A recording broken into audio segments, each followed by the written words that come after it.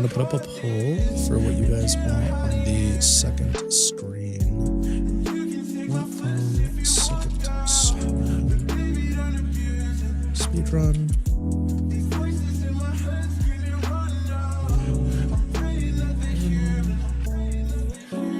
Monster Hunter. I don't think they have any new Monster Hunter wild stuff. We just do like Monster Hunter World, I suppose, and then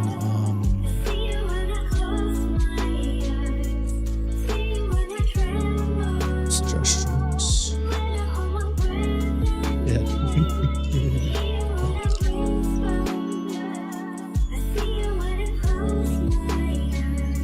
Okay. Appreciate that. Okay.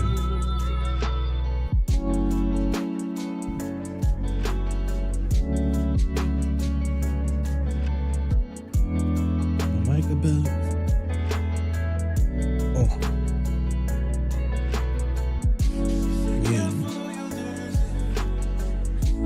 in the motherfucking trenches.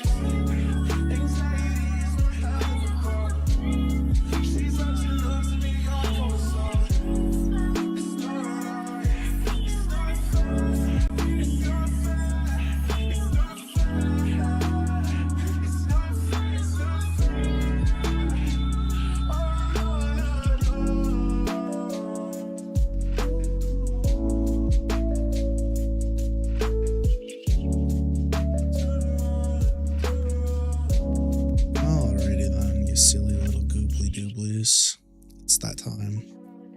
Let's go ahead and see about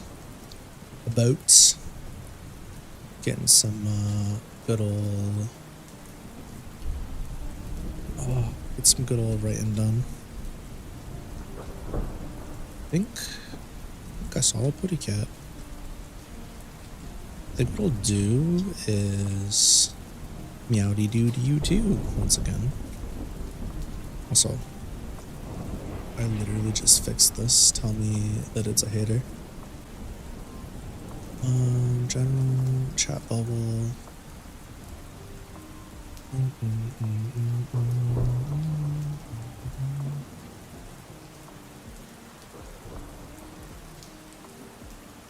Just saw amazing Gunmar and then saw its AI.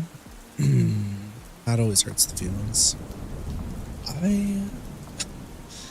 I feel like there's been multiple times where I just don't catch that it's AI art, and it's just really fucking sad.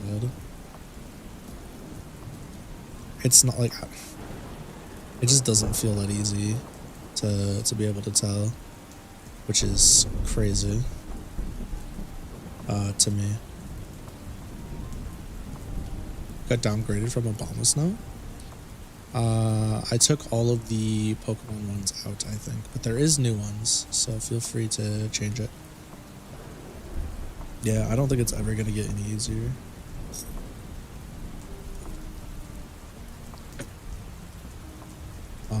I am actually looking into custom sprites for subscribers for stream avatars, but it's probably gonna be a while before I can do that.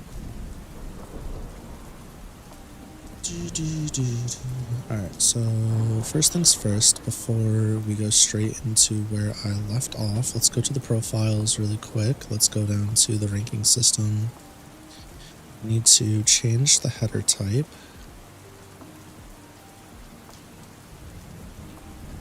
End of DB power levels, Dragon Ball, not, oh, like actual DB. Oh, I didn't know that. It is stronger than Obama's now. I do think you kind of got I think it's got a cuteness factor that Arrow Beatramon doesn't have though. Build ranking system. In my humble opinion, I don't really think that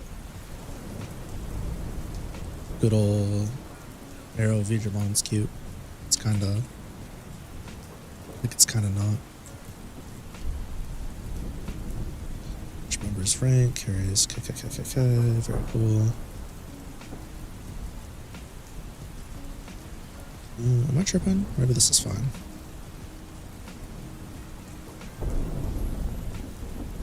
I was kind of thinking in my head that the formatting for this was badge, but maybe I'm wrong. Fighting game tournament 1? Okay. Let's do, you know what we haven't done yet?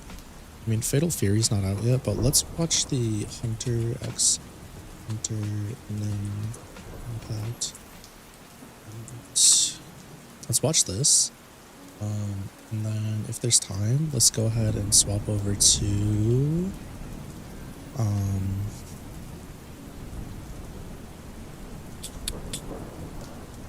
and swap over to King of Fighters or something. Not the Zelders. You missed the poll. Hold that L for all of eternity. Tee-hee. Tee-her. Dragon. Ugh.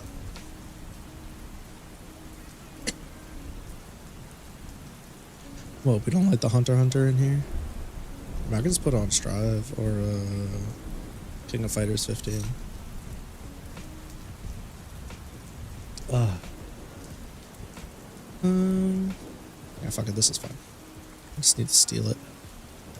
I need to steal what I wrote here and put it into my actual skelly. Please. Yes. And I also need to update the what the fuck is it called? Heading 1. Oh, my apologies. Heading 1. 23, huh? Okay. I need to update Betty real quick. She's definitely my most problematic character right now, I think.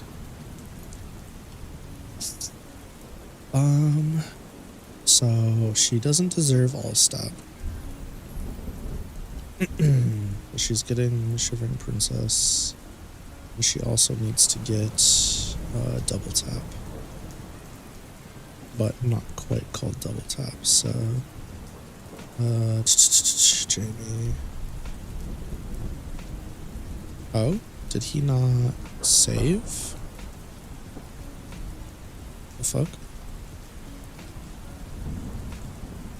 He just straight up not save?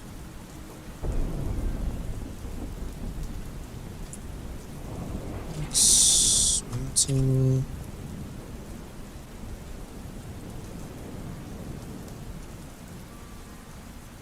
All stop. Very cool. Okay. Very neat, very neat.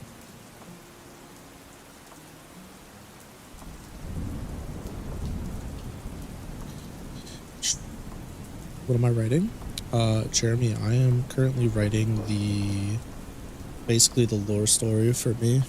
I'm going through and making a book little by little, piece by piece. Also, I think YouTube has a pretty massive delay, so if I respond late to your question, that's more likely than not why.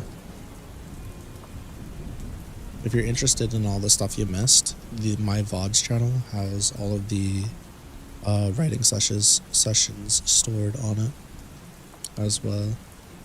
Okay, so when we left off, a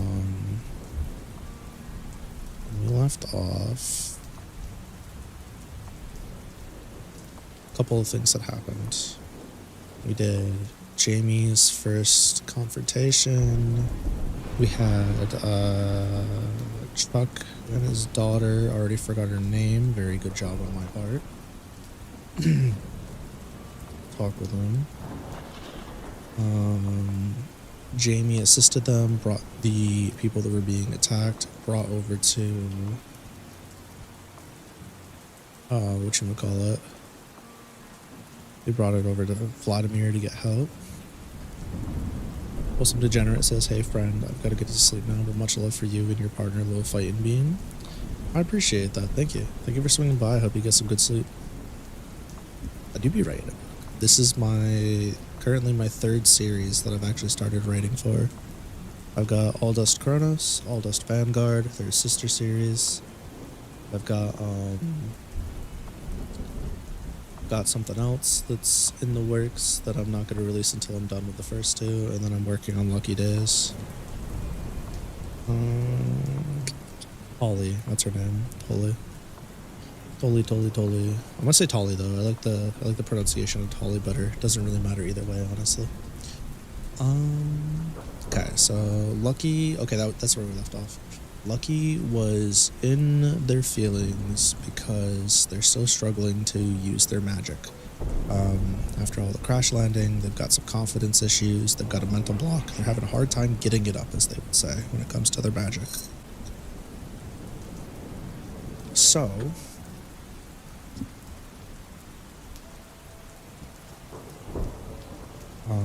Poor Lucky indeed. Yeah, she kind of going through it right now. She kind of feeling sauced.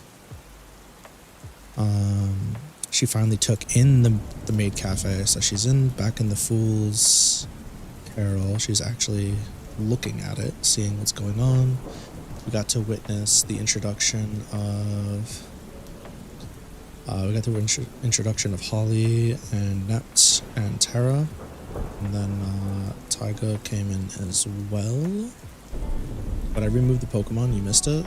So the Pokemon packs I were using was taking up too much space on Stream Elements and was spiking the RAM occasionally.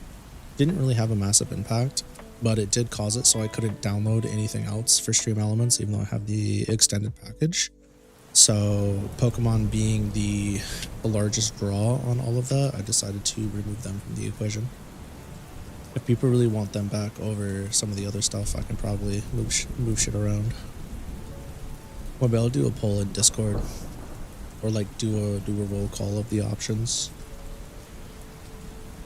See what people want to do.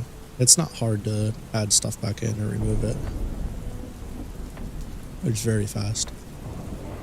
Get slumped in her chair. Yep. So she ate her food.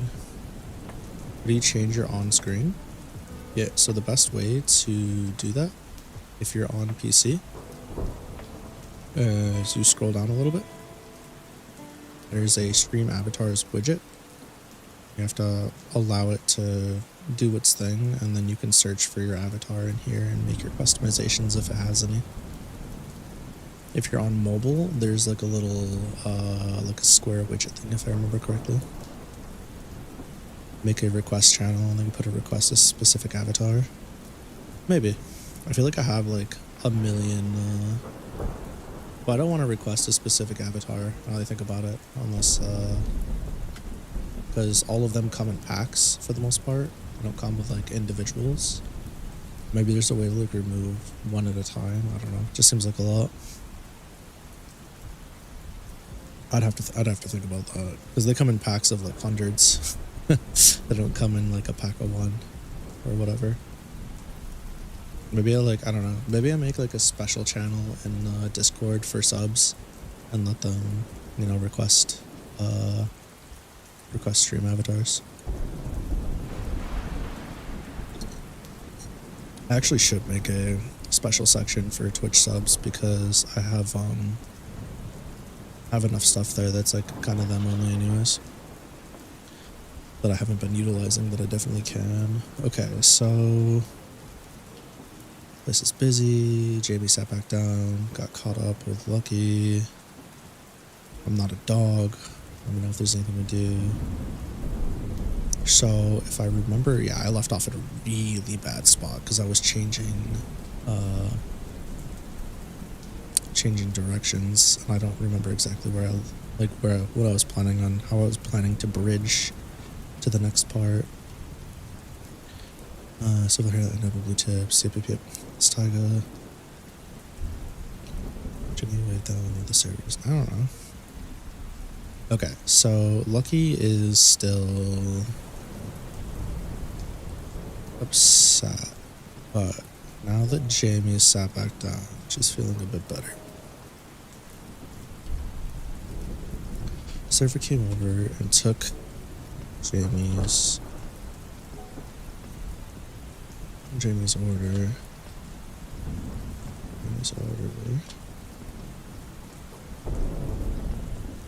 And Lucky had just finished a meal. We placed an order for a. So she did almond rice, and she had Luna loaf, which is basically just like a sweet. Oh, I'm gonna make her get a fucking cheeseburger, bro. Bacon cheeseburger.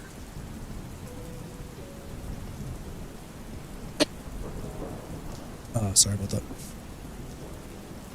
Okay. Make a cheeseburger. With a click of the pen. Burger. Took off once more. Making you hungry. Tell me about it.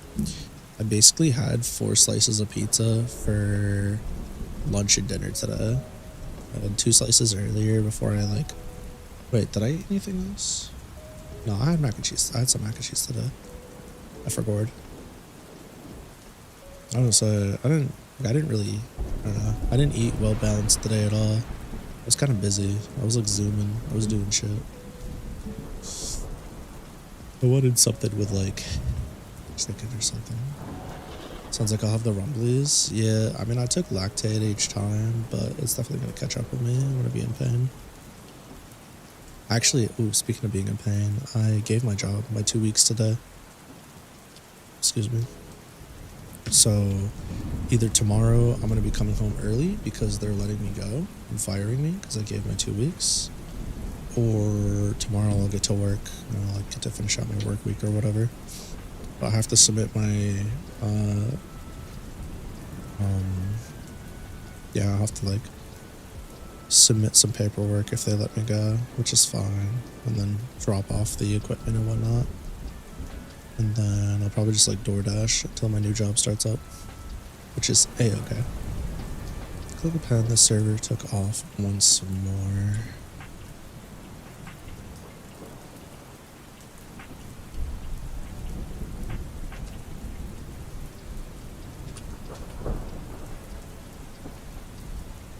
Appreciate you for swinging by, Jeremy. Have a good day. Good mac and cheese and a mashed potato bowl today. That's also a recipe for disaster. Yeah, that's rough.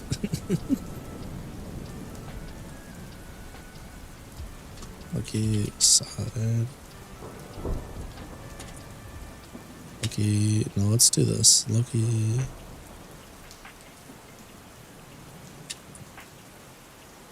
He beamed.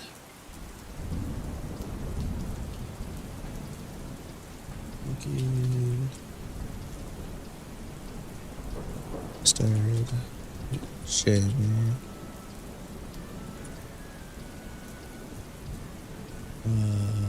Lucky started Jamie.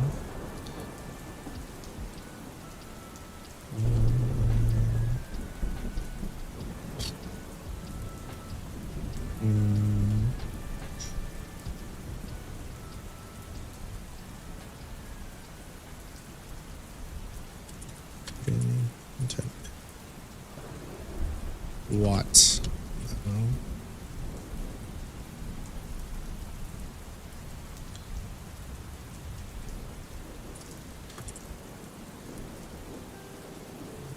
Oh my god, new. We're pretty cool today.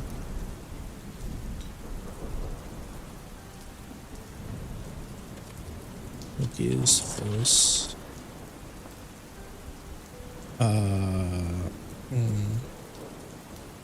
Who said? I don't know.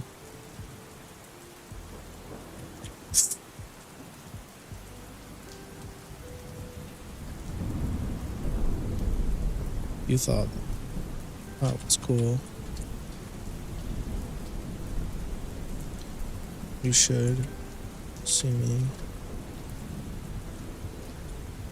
when actually working sometimes. Sounds like they could legally fire me if the other company's a competitor, but otherwise I may be wrongful termination if they fire you. Yeah, it's not even close to competitor. It's a completely different field. It's still sales, but like they're not even like tangentially competitors. Completely different industry. It's not like, for example, when you're like construction sales, if you're selling somebody windows and you go to work for like a basement company or like a roof company or like a bathroom company or kitchen company, like the window company would be like, oh, you're going to competitor because they're trying to decide if they're going to get doors and windows over fucking bathroom or whatever, right? This is like, I'm going from communications to fucking actual construction sales again, so yeah. I mean, worst case scenario, if they do legally fire me, it is what it is. But I also work in like an at-will state, so they could fire me for anything at any time without reasoning, and it doesn't matter. Which is why it's so common when people give 2 weeks here, people just get fired. Like it literally giving your 2 weeks is kind of synonymous with I quit. A lot of companies don't respect respect you for that. This is why so many companies here have a no pay clause, where if you have commission or like bonuses pending, they can just not pay you if you quit or give notice or they fire you. Which is like, that should be super illegal because you've already done the work, but it's not considered paid out. So I don't know, they get around it somehow, and it's really bullshit. Well, people just quit now for more reasons than just that, but yes, it's mostly the company's fault. Employees have exactly there's no advantages, there's no reason. There's not even like an emotional, well, I'm doing the right thing, right? If you stay for the 2 weeks or give it 2 weeks, there's no reason to do it at all. The only reason I'm giving it 2 weeks is because I respect my direct manager and they've been very good to me. And I don't, like, I told him a month ago I was looking. I'd been looking before that. I just turned down a lot of offers. And I told him, I was like, listen, I would train somebody to replace me. I'm going to be leaving as soon as I get an offer at a job I really, really want. He was like, oh, yeah, appreciate you letting me know, whatever. He didn't fire me. He didn't tell anybody. So, like, I wanted to at least let him know, like, hey. I mean, I probably shouldn't have told him a month ago that I was looking, because he probably could have turned around if I was wrong, if I judged him incorrectly, he could have turned around and said, go fuck yourself, right? And then just shot me, fired me. But I turned out to be right this time, so it was all good. I don't think I'm a terrible judge of character when it comes to like people in person. I think I get a good read on people pretty quick, and I think that's why I'm so good at sales. And I also think that like, because of the way I am with confrontation and like angry people and the way people are and how I normally like to handle things, that's part of the reason why people see me as they have a hard time with me. So I'm just very abnormal with that stuff. It's fine though. You get used to it. I will say this, narcissists fucking hate me. Like actual narcissists. It's like when I walk in a room and there's one there, we both kinda hug each other immediately. I almost instantly don't like them and they almost instantly don't like me. And there's like, it's not like I want to be like that. It's not like I want to dislike somebody or want to have drama or problems. I just like, I'm avoiding that person. Get pegged. Yeah, basically. Pegged me for a fucking autistic individual. Because their tricks don't work on me. So funny. Dude, this game looks so fun. Holy shit. I ain't even gonna front.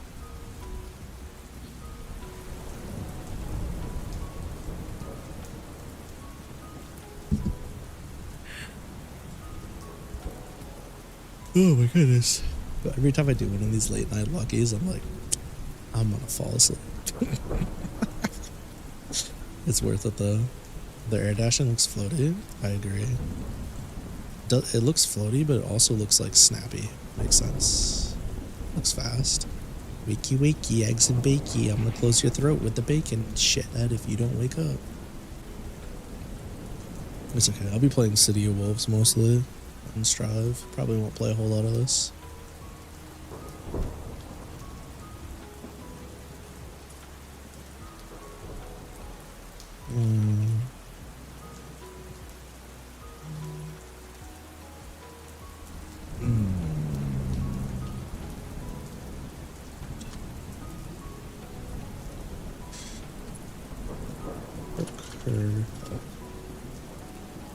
Oh, I didn't hit 2 O's. Very cool.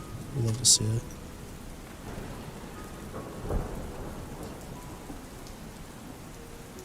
Oh my god, we need quotation marks, buddy. Why's that?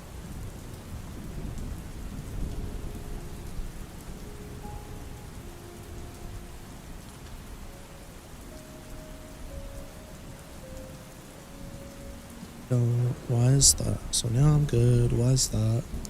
I don't like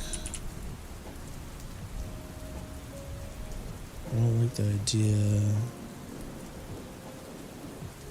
needing to be saved. Can't protect myself or anyone else. I'd be a liability. I don't like the idea of needing to be saved in the eye. I can't protect myself or anyone else. Yeah, I'd be a liability. Meow self. Don't do it. You already got like a million other things. Don't do it. Don't do it. Don't. God damn it. It's fine.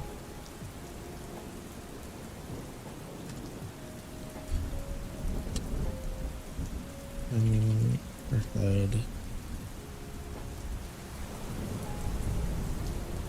No.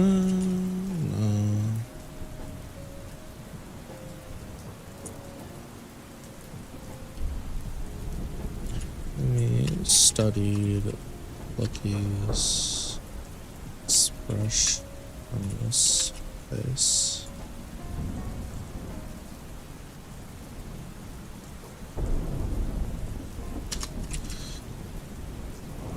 Also, chat, I want to tell you something as a writer, that this is like, this varies to writer pretty wildly, actually.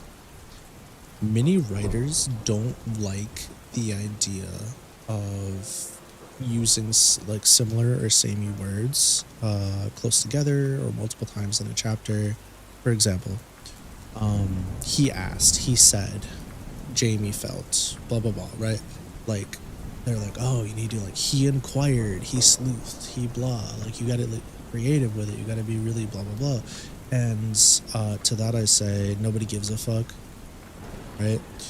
If you're trying to, in my opinion, and this is, other writers share this opinion as well, but in my opinion, if you're trying to increase the user experience, and you're not trying to do like an academic paper, you're not trying to like do some really crazy thought experiment type book or anything like that, you're just trying to have like a nice relaxing read with some plot, some stuff happening, you don't need to get crazy with the alterations to things. It's different if you're like constantly just like, he looked to the right, he looked at his friend, he looked at, like, yeah, then maybe there's other ways you need to address that, right?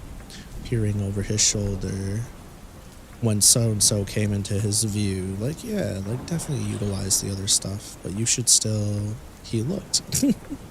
The more natural and the more, what's it called?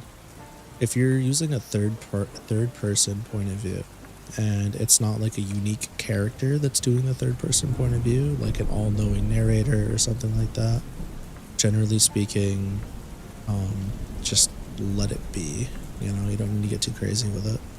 Like, there's certain things that I would say sometimes that I'm just like, huh, we're just gonna tone it back a bit. You want to make the there's a word for it, it's not non-crucial, but basically you want to make the non-crucial information as layman and as regular as possible, so that the other stuff that really matters and needs to bear weight, or like be exciting or really sad or whatever, is able to really shine. That's just one school of thought. There's a lot of schools of thought on how to go about like that part of writing, but this is like the school of thought I subscribe to with the type of stories I engage in as far as like being an author. If I were to sit here and write like a Sherlock Holmes type book, right, where it's like hyper intellectual characters, it's meant to be thought-provoking, anything like that, I would have a bit of a different approach to it. But for something like this that's meant to be just like more of a, specifically this one is supposed to be, you know, somewhat funny, but also have like somewhat dramatic story beats, and also have like an attempt at a self-contained story per book. I don't even know if I'm gonna go that route, to be honest. But there's like a theme per chapter. I don't think that really fucking matters. It's more important to put your energy into making an enjoyable read.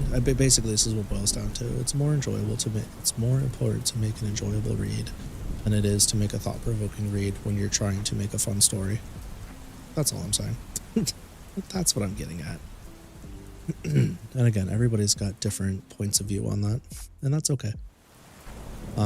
I started writing books because I didn't like how predictable and one note a lot of Western media felt, and there were things about Eastern media that also had the same issue, but I felt they were more varied. So I was like, man, I should just write a book that caters to me, and that's why I started doing Kronos the way I did, and then Vanguard.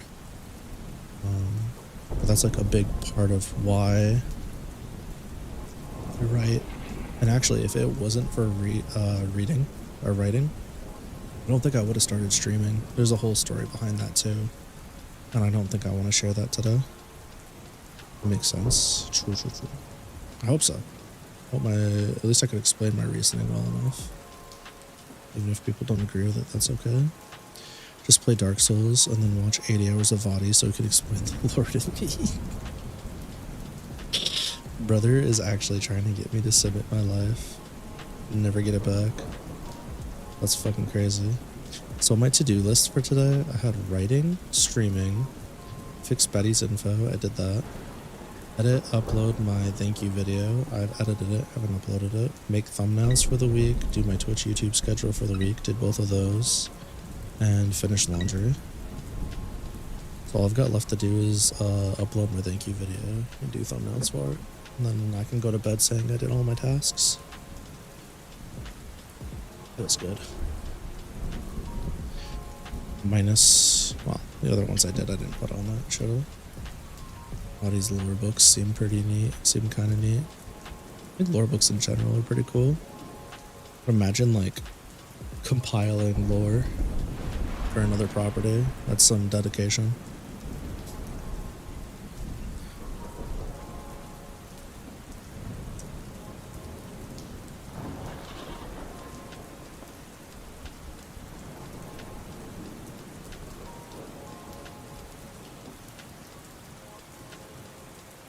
You know,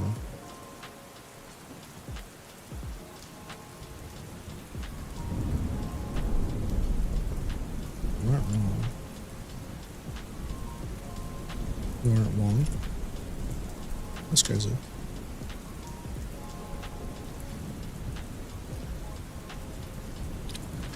So, River came back with their food and placed it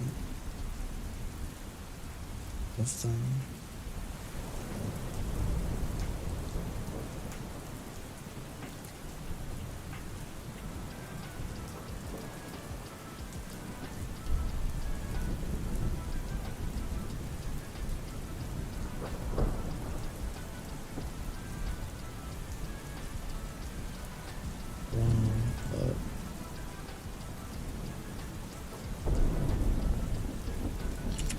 Starts.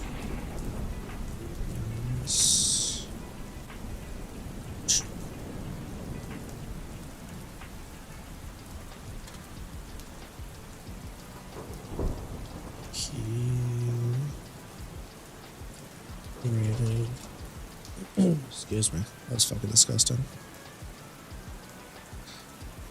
He moved. He shifted. Shifted his. So here's the thing. First of all,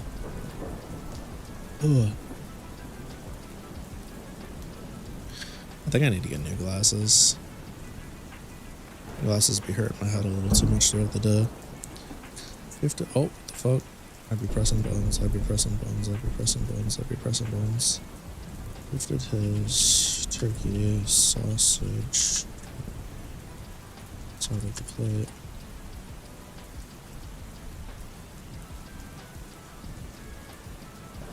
His toast to another. And left his hotcakes. And the bottommost chip. Okay.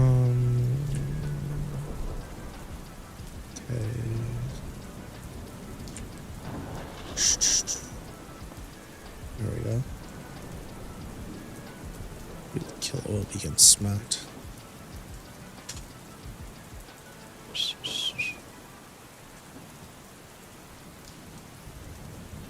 A swift. A swift flick of his wrist of his sausage links were split down the middle vertically. Reaching to the right, he grabbed a small bottle of hot sauce and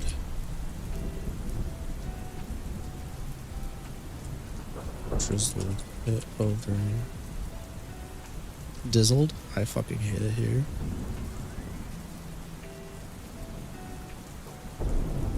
Why did I say toast? I meant eggs.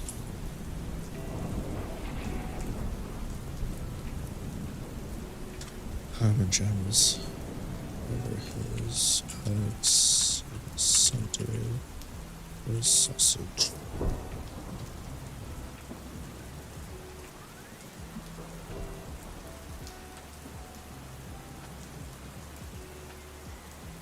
Nice.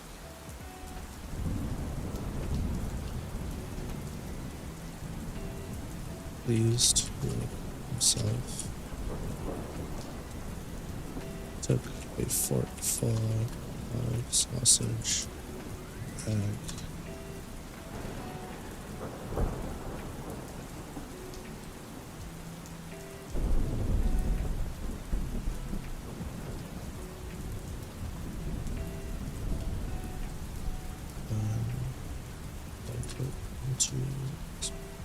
You don't think you even have any snacks? Oh no. Bro. You can't be snackless on a Monday. Listen, you could be snackless by like Sunday, but you need to restock that shit ASAP.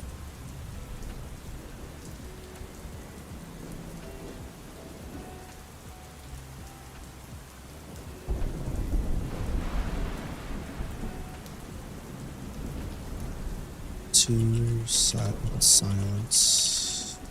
Split quickly. As they paid out their respective meals. Lucky is the first to finish.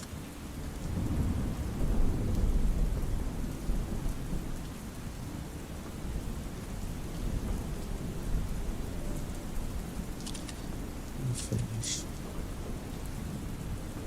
Not.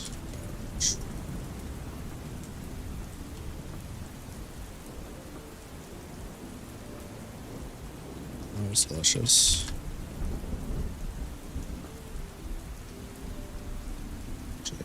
Padded this time. He simply nodded. He simply nodded and waited in silence. Listen. Okay. So at this point, it should be nearing like evening-ish time, just because they got a late start. No, they got an early start, so it should be nearing afternoon, which gives me more time. Okay, cool.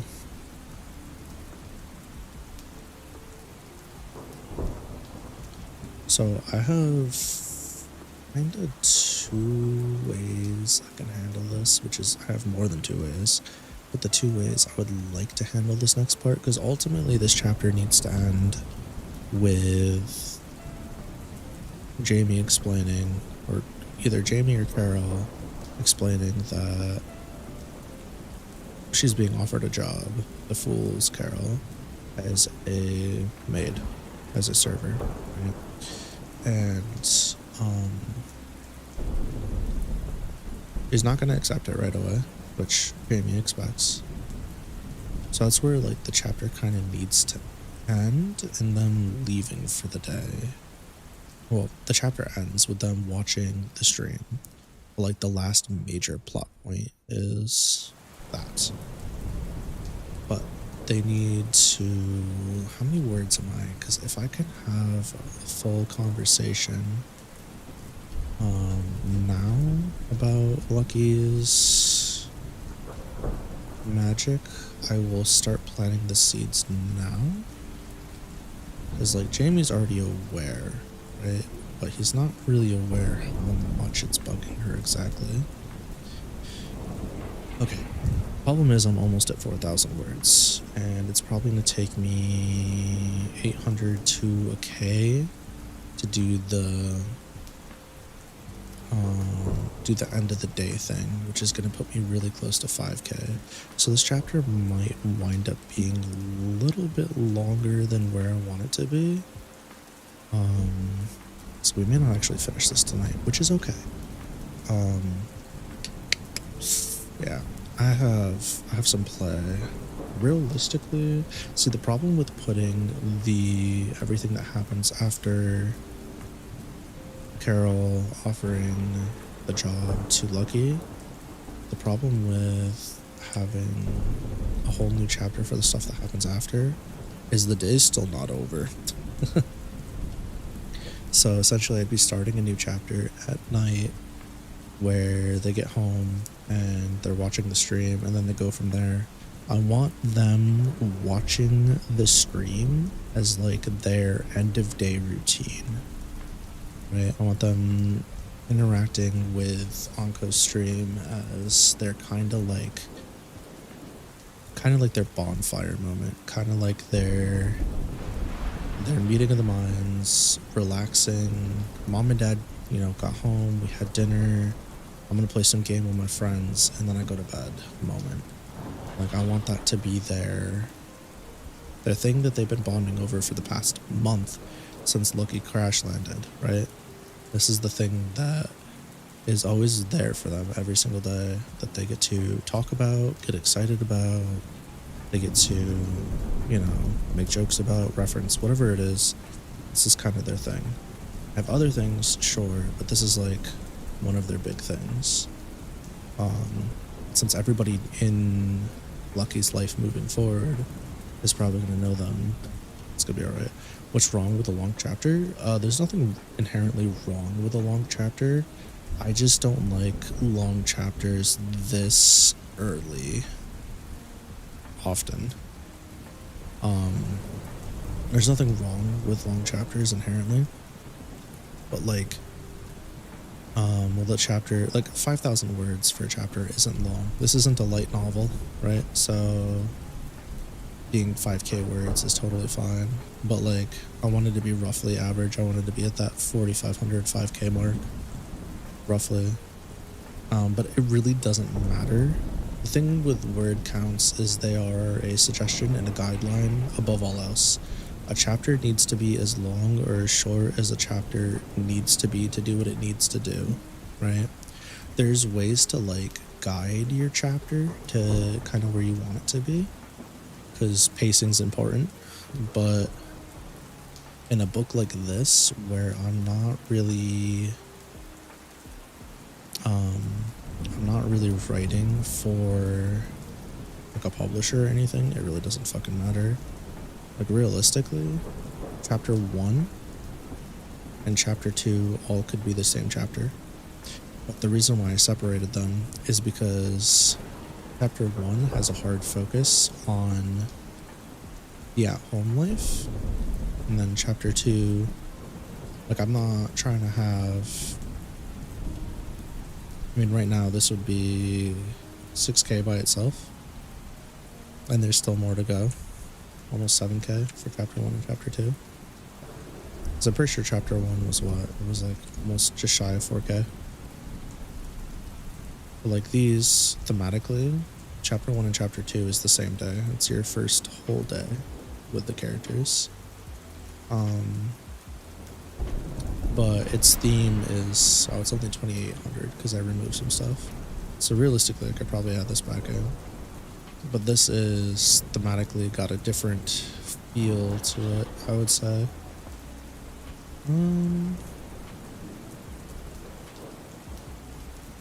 Maybe I'm lying. Maybe there's a way to add it. I don't know.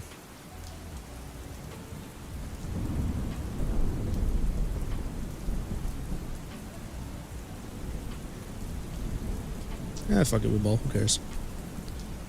Literally, who cares? Nobody cares. Lamau. Fucking Lamau.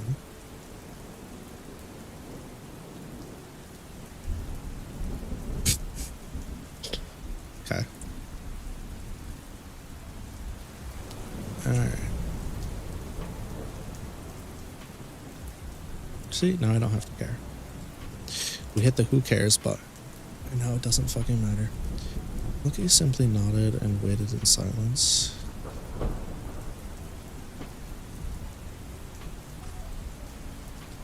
Got time.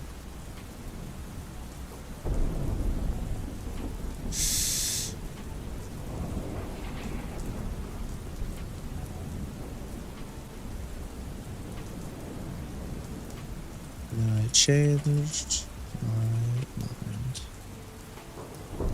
I would like to go home.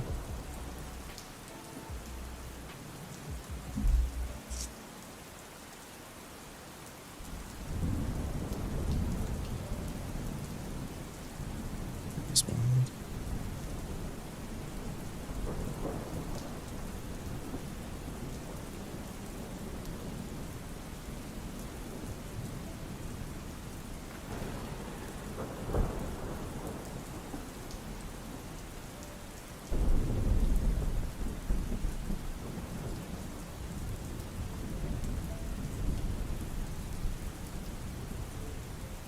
His face remained stoic? No. Remained plain. Nope. Remained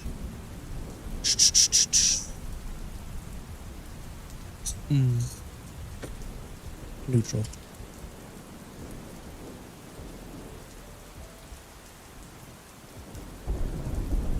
Alright. Yeah. Sounds good.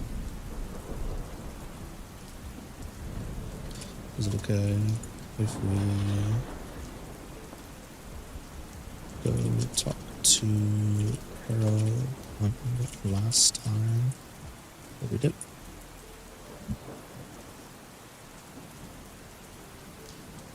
Yeah, one. Not on. Thank you. Cookies. Ears perked up. And she nodded. Sweet.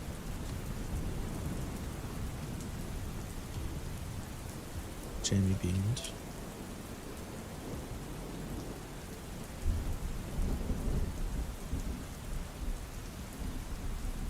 Let's go. Jamie and Lucky approached the counter and waited for Carol to come greet them.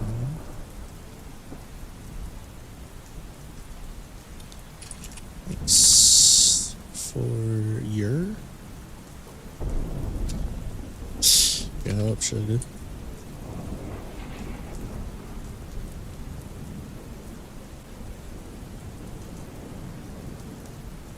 I think our new friend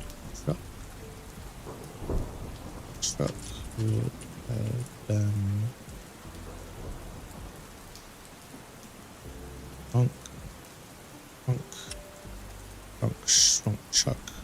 chucked.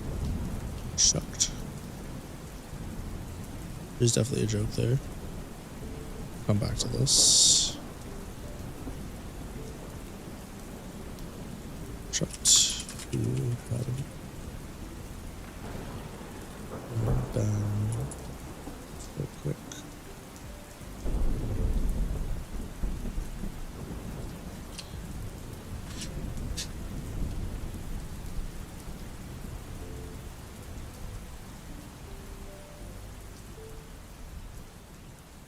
What? What do you want from me? This is what it is. Caroline on the counter.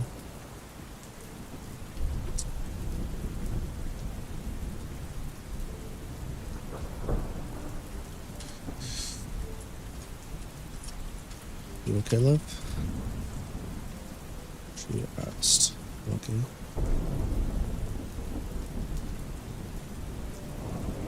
Mm-hmm.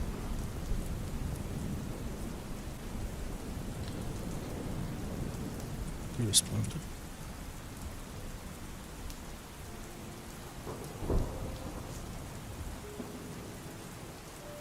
Well, Jamie rejected. Is that the word I wanted? It might actually not be the word I wanted. Pretty sure it is. Yeah, close enough. It might be too strong. Jamie slipped in. That sounds wrong. He slipped in.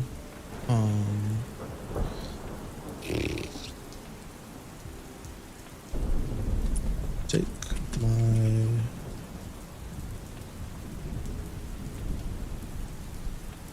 Astra upgraded to Izanami. Yeah, she's a top tier now. She's actually terrifying. Slept in. Hold is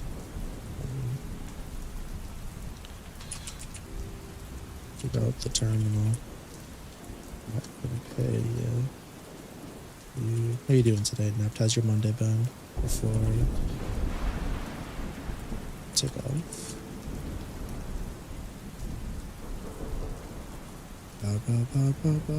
We won the scrim. Big fucking W.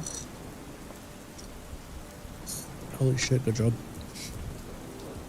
Hard work does in fact pay off. Try out team. That's okay. A dub's a dub. That's a dub. That will remain a constant forever.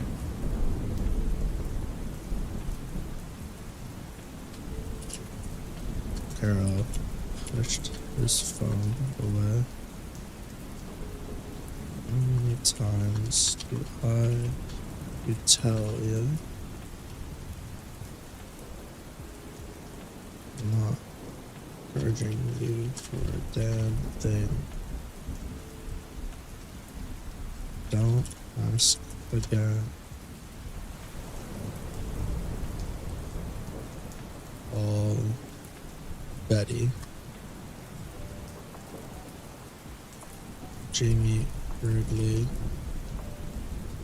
Reminds you of Virginia. Carol.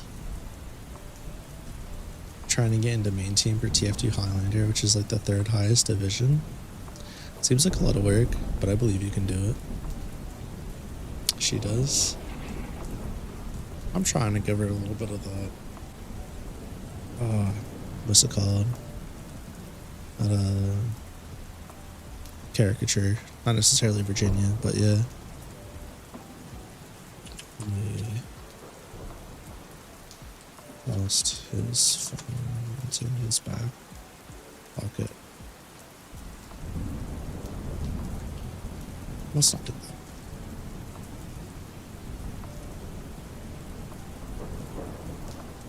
Nervously. Yeah. Let's not do that.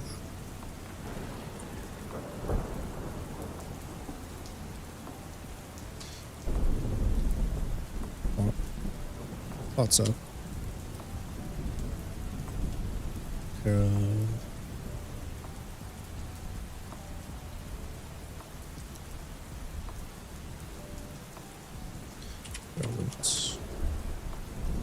Also, that needs to be a comma. So lucky. Do you have any plans for tomorrow?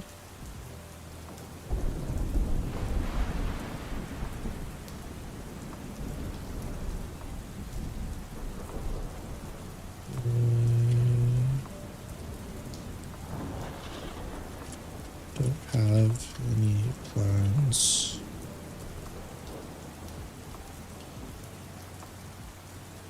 However, took away your guillotines, your Susuno, the god of destruction. Place must die.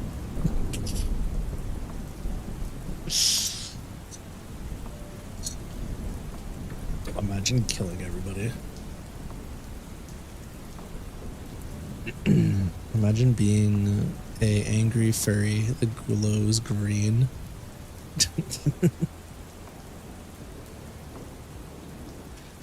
Yeah, I don't have any plans. Ever.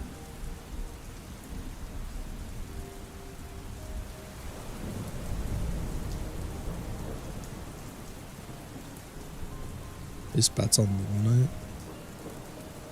Oh, nuking everything? Yeah, typical. Okay, mopes. I have a little brain that doesn't look right. It's because it's not right.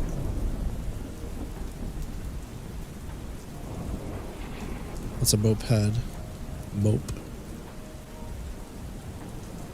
God, press me from corner to corner. That sounds like targeted hatred. Mope. Am I fucking stupid? Mope. Oh my god, you dumb piece of shit. Oh my fucking god, dude. You fucking stupid sack of shit. You dumb motherfucker. You actual piece of shit. You stupid fucking cat. You actual fucking loser. Oh my god. I fucking wrote mopped chat and I couldn't figure out why it didn't look right. And I fucking typed in moped and moop, like goop, but with an M.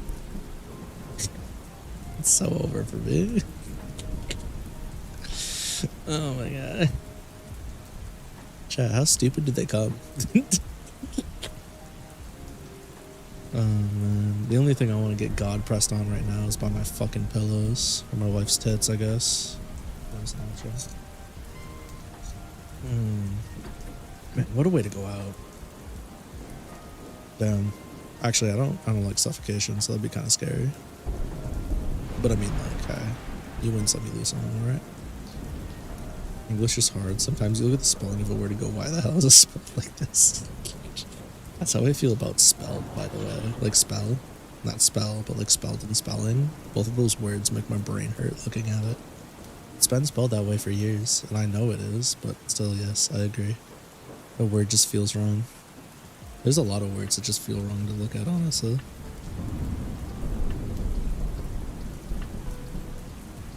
Excuse me.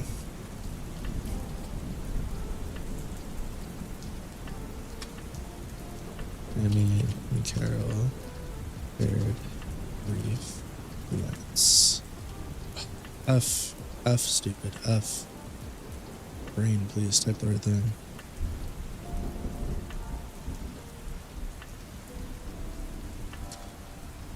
Toss the counter. Place your hand on the back of Lucky's. Lucky quickly withdrew herself.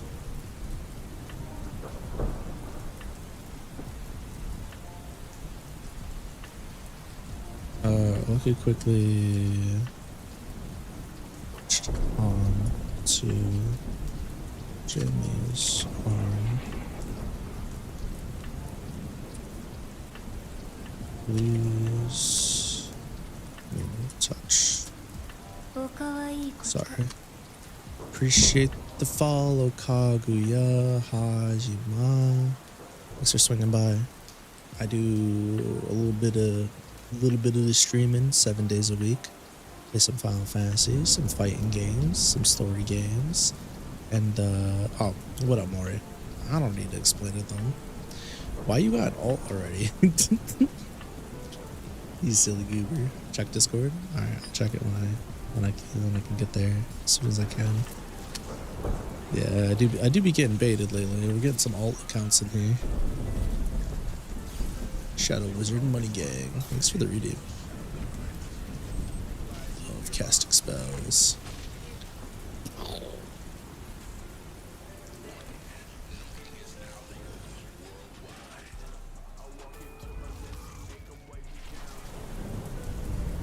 Flash.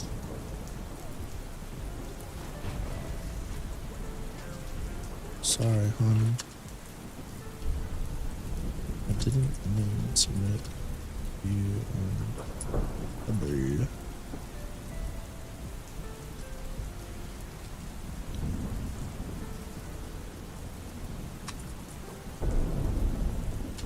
Hero smiles softly, good lord, softly.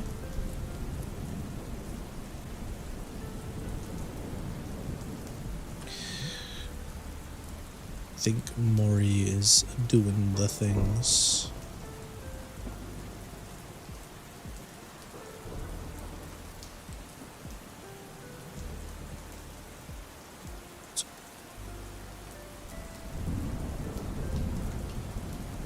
So, Carol leaned behind counter, leaned. Carol, Jesus reached under, and grabbed a black book, under, pulled up a box with a ribbon on it, pulled up a rectangular box with a ribbon on it. So, if you're interested, I'd like you to come by tomorrow and try working with me for the day.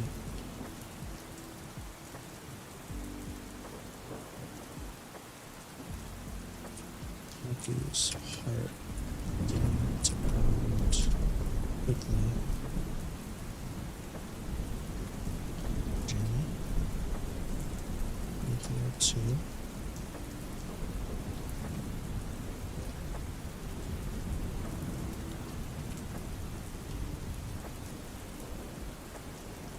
Unlikely. Likely. Oh my god, I was right the first time. Good lord. Unlikely. Softly. I've got some quests. I've got a small party needs a quest tomorrow. Jamie nodded in the direction of the newly formed party of fuck, I think they were leaving earlier. Or were they coming in? Uh-oh. I would have remembered this if I was still writing it yesterday. Took a seat at the table, enjoyed their food. Okay. Vladimir to get taken care of. Lucky's there by herself. Eyes wandered. Napped. Yep. Alright. Finally, one can use magic. Fourth person joined them. Silver hair, blue tail. Yep, must be nice. This place is busy.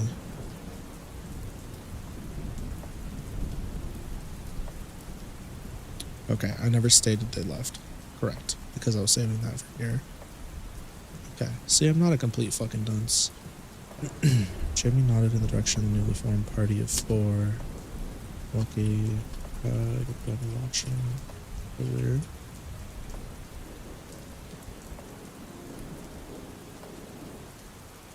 Got a party.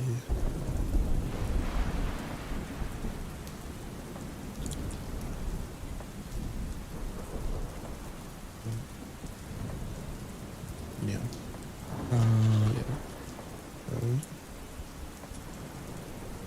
Okay. Okay, what longer at the party? Back.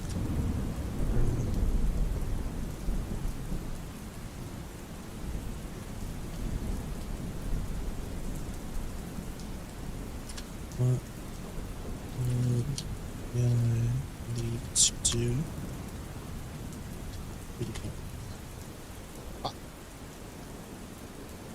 Much to look cute and time to counter. Never easier to show me the ropes all day. Rainy returns. Jamie's helping the squad. Yeah. Yep. Nin's going for her, yeah.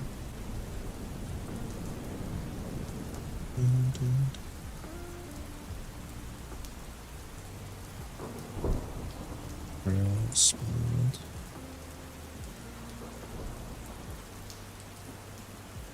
Also, I should probably go and put people's ranks in their bios now, huh? That'd be pretty fucking smart. That'd be pretty intelligent, if you ask me.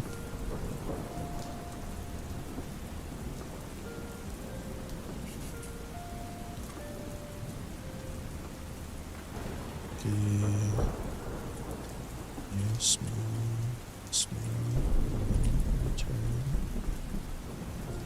That's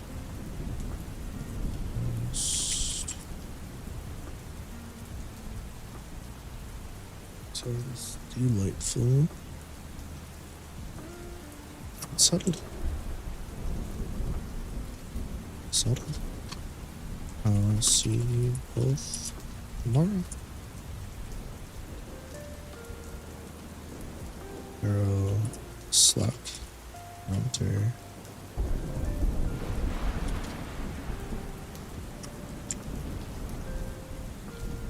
Oh. And take this with you and open up get content.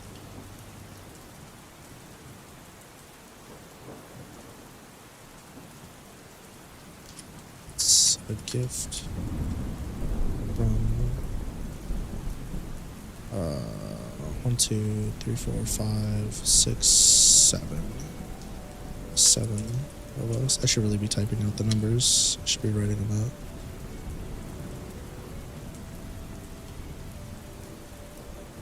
Seven?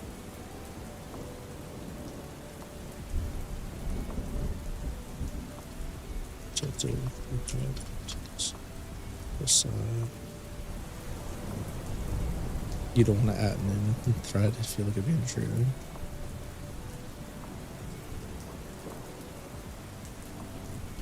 Yeah, I don't really know how to go about that, to be honest.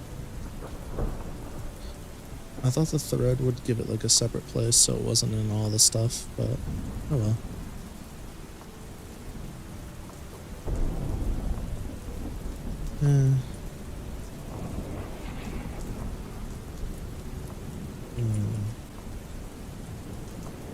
Whatever you want. Control it.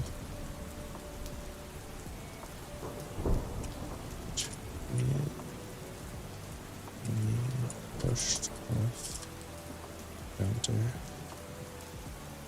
Alright. Thank you very much, Carol.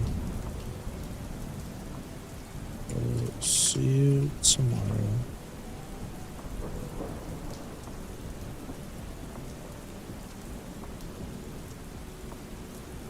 Make sure you stay safe. Too.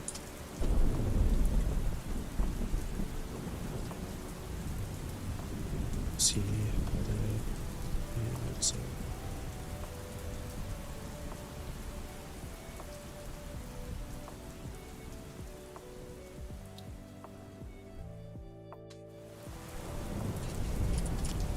They want out before they left the cafe. Lucky tempest party. And she did noticed that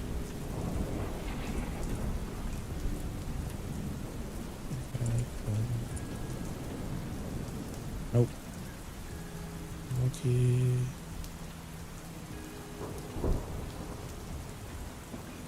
Left the cafe. Lucky felt was being watched. Quickly looked to where the party was sitting.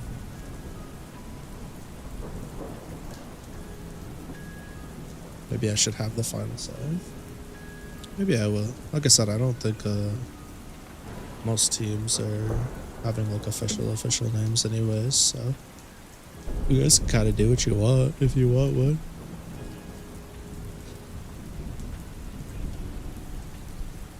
Maybe you guys will earn yourself a team name or a title through your efforts or something. It was sitting.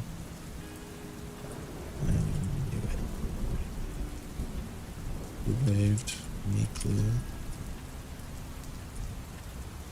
before French rules.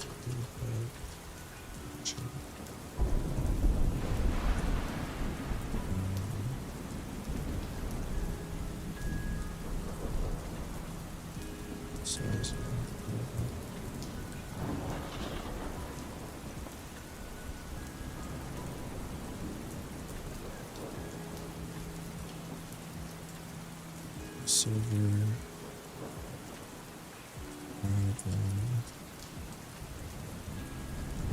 both hollow and the new owner way back with the other to followed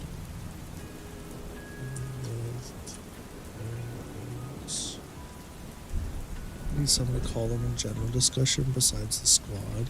That's fair.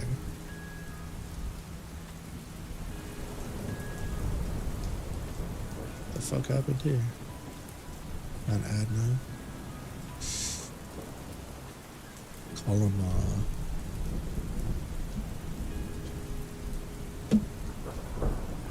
Mischievous. No, I'm just kidding. Where the fuck?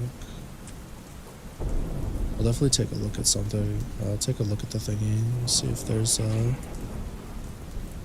something that I can be on board with temporarily.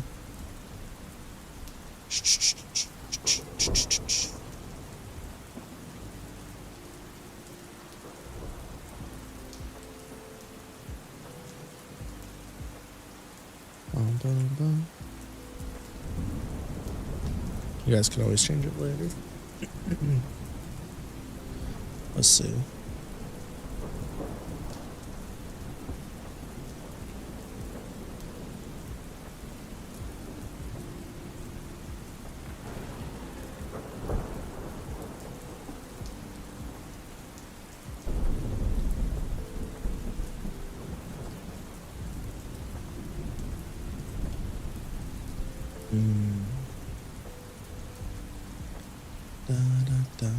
I'll have to come back to that.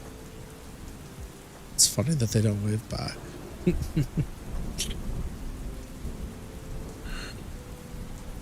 Not about having terror wave, but I'm just gonna have it. The reason they didn't wave back is because they were zoned out. They weren't even looking. Honestly.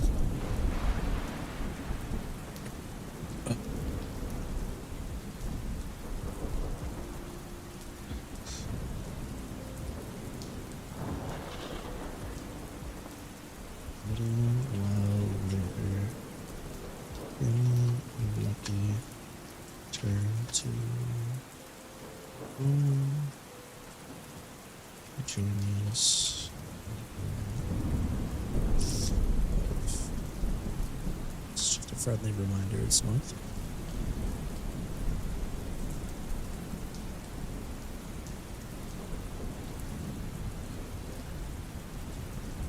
Conversation on the way home. I was noticeably lacking in Jamie's several and failed spectacularly.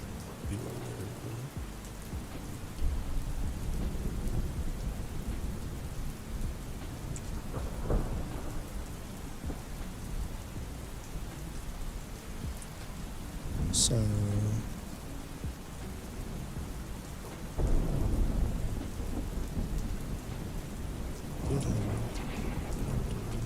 read here.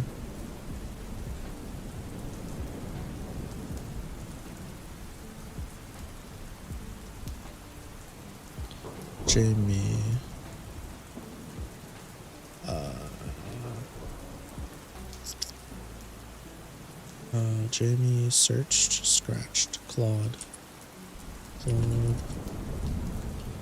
resources, his memory, to think.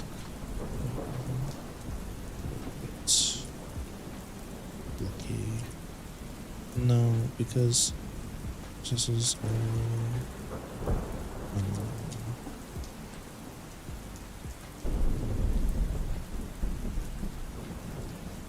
know what to do.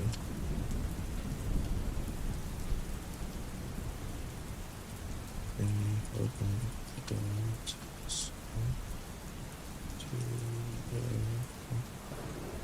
so what you think Anka be up to tonight? He asked.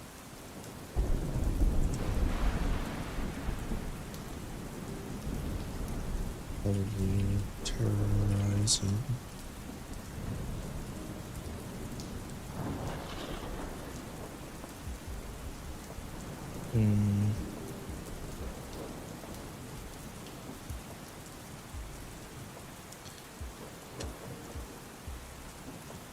probably Horizon.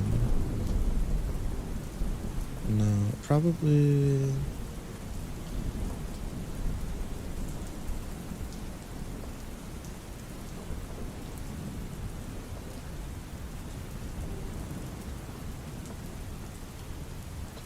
We need a new character in.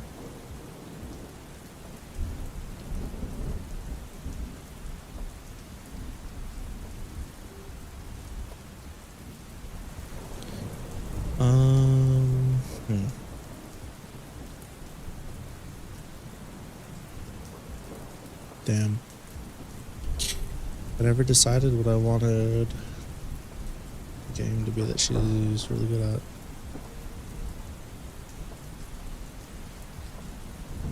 A new character in.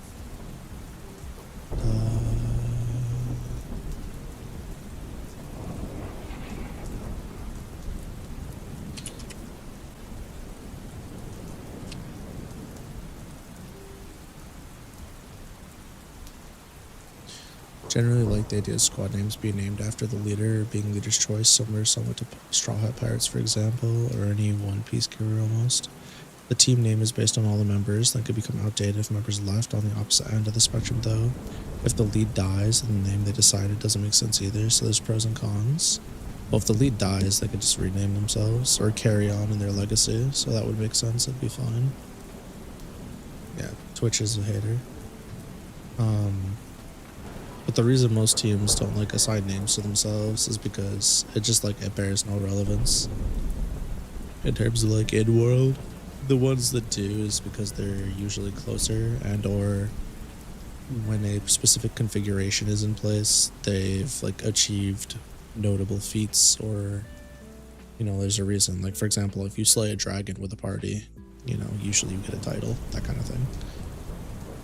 Maybe not a dragon, but like, yeah, just in general.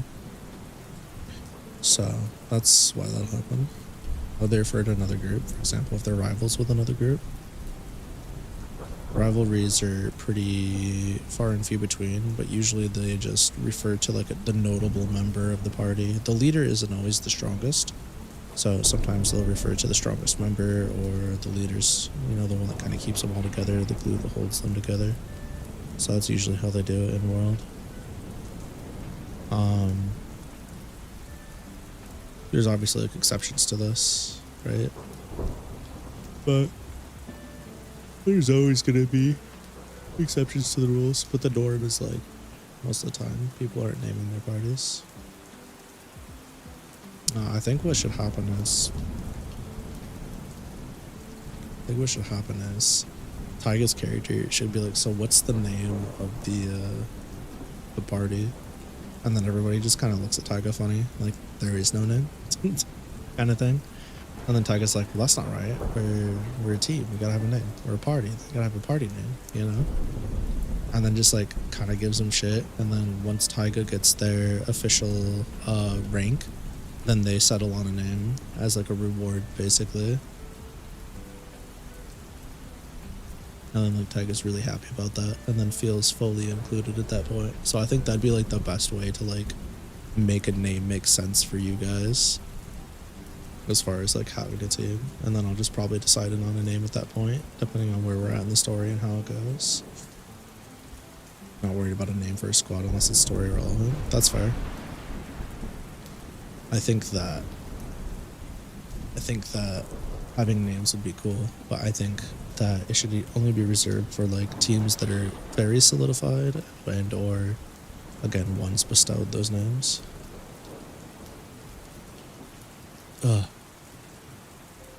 Yeah, I think for you guys, I think that'd be a cute plot point, because then it kind of like translates what's been happening in Discord and in chat into the story as well, which I think is also very fun, in my opinion. Probably learning a new character. And you know, I'm just gonna say Street Boner 6, baby.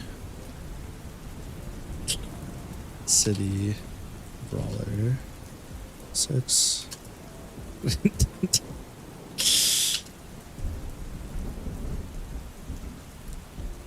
my god.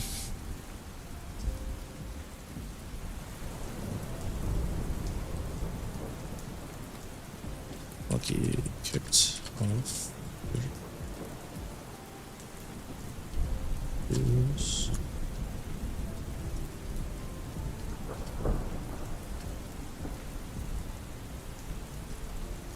Okay, why would I kick out? Why would the shoes get kicked off? Lucky's body skittered. Moments.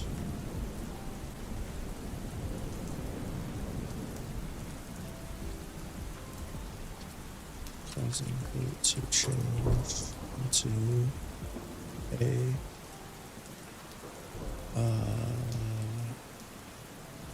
button up drama. Up a fuck.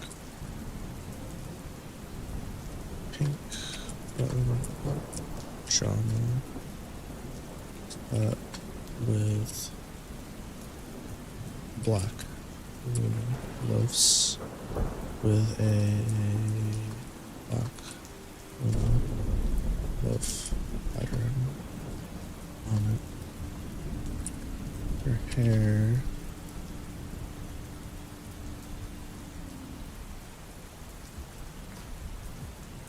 was changed to a messy bun, and she had cute little iron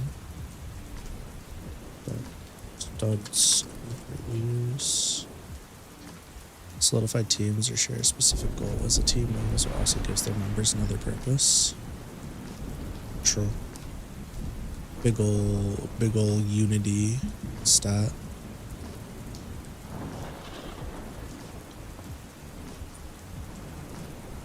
No. I wish I could do that. On the side, he kicked off his boots. And yeah, I wish I could use my magic. Keep out.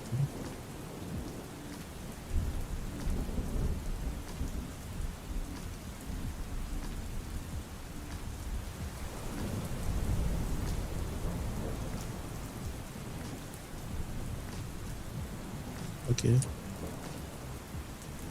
If it's really bothering me that much,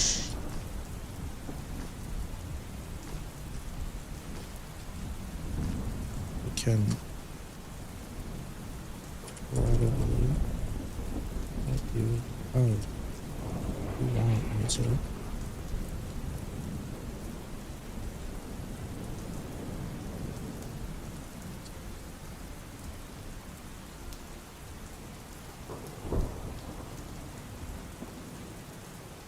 I don't wanna talk about it.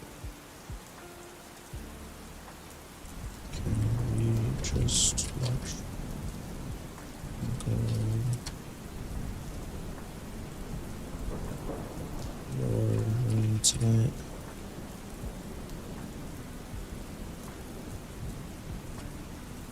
Okay.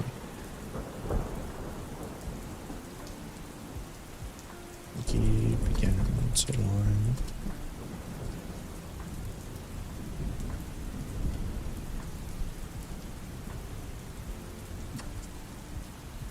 We frowned. I don't know why I'm ever worried about you.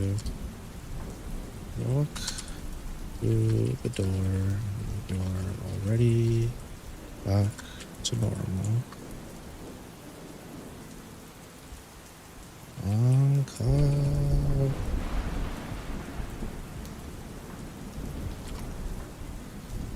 Lucky yelled around about Jamie's.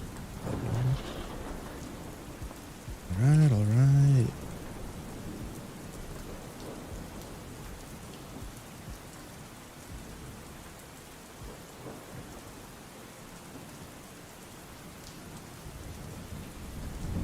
Jamie.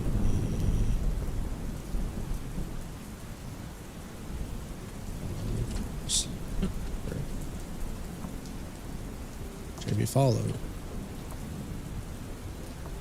It's up. I need to take a quick shower. Remember, get your own blanket. You cannot get under my sheets. Remember to get your own. Okay. He cheered from inside his bedroom. Ugh.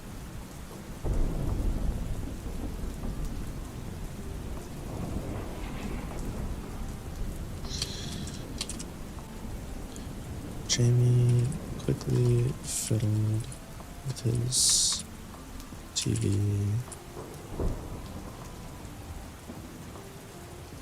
and got the... What's like the opposite of Twitch? Being like dead? Like what's the... Rest? Unwind? Stilled? Twitched?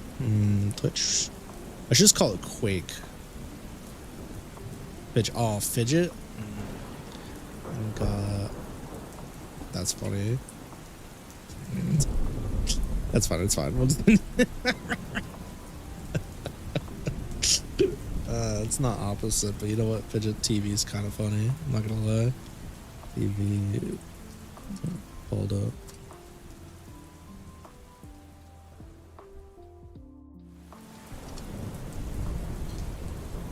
Tossed.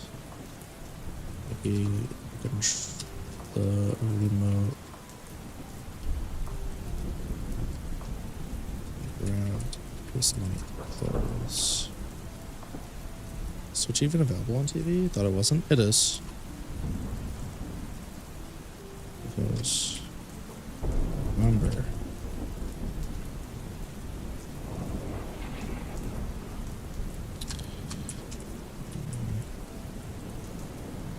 Talking.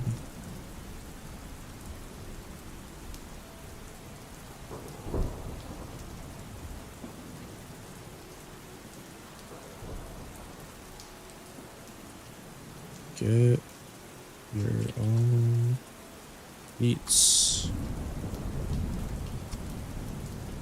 Go south in unison. Jamie rolled his eyes.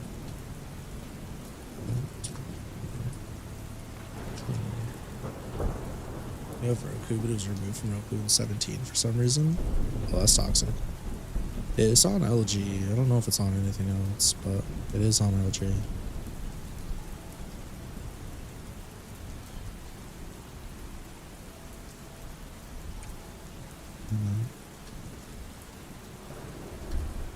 Still can't believe.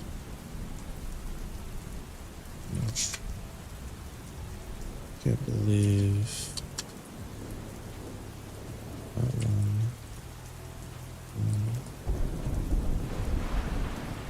Alright, I'll send you a DM once I look it over. Whatever it is.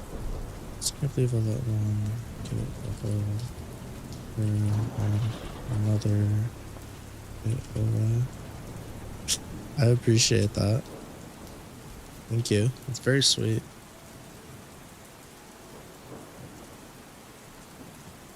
Let's see here.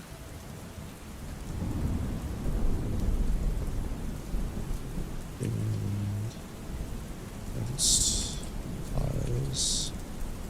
Shower. Gifts. That sounds dangerous. You gotta give me anything. It's appreciated though. Thank you. Tiles in the shower.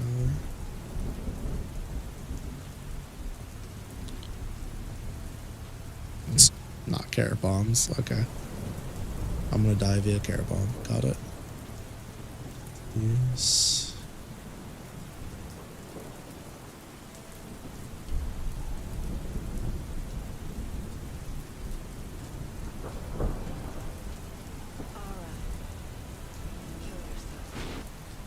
I don't want to work tomorrow. Thanks for the reading.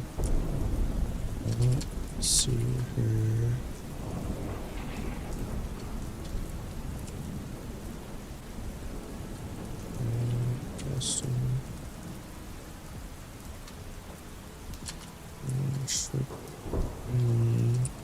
Pictured it for a moment and shook manage this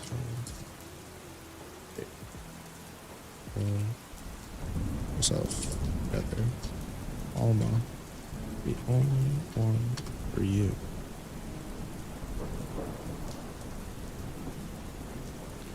After taking his time getting dressed. Also, are you a VTuber? I know you're not asking me. I am not a VTuber, actually. Little did you know.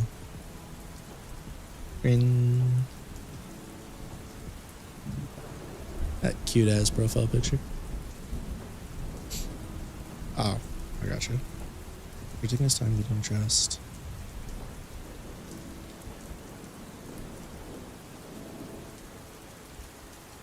Here's pajamas.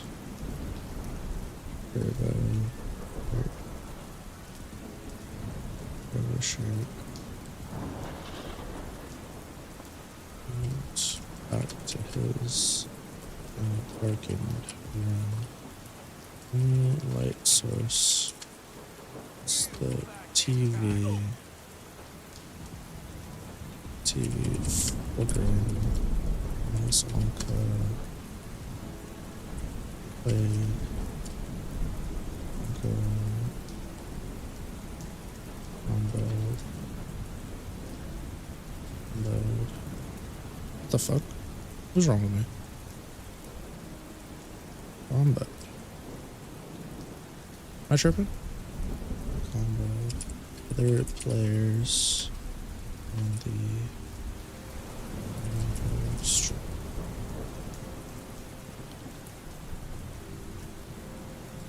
Let me take a look at stream. Admiring her. Admiring her. Tuber.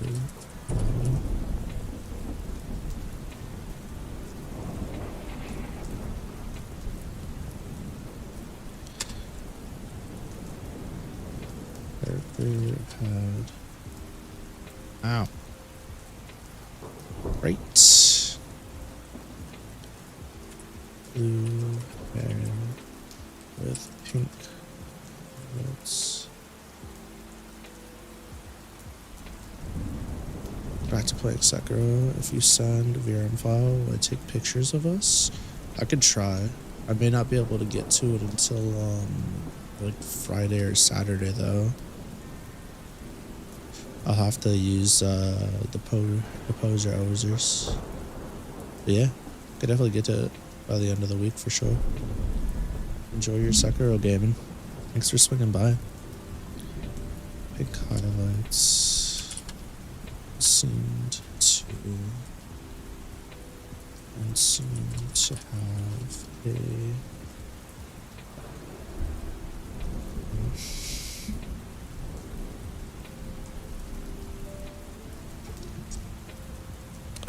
polar bear theme. Models. I see blue eyes and light blue nail polish. Where I caught it.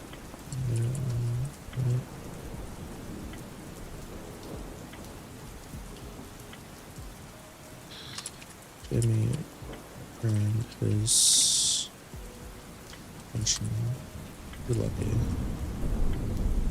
So how is the... Get out from under my sheets, heathen.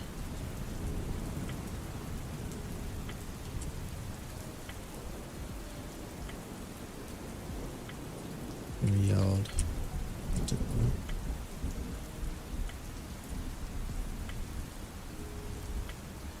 No. To coffee. Lucky grabbed comforter and rolled facing the empty solid bed. Okay.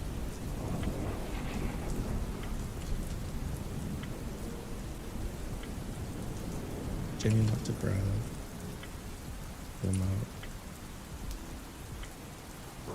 Turn it off.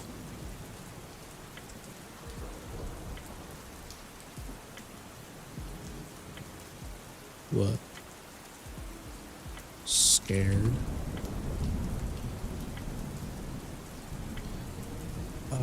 What's it called? Egged? No. Lucky. It's not mocking, it's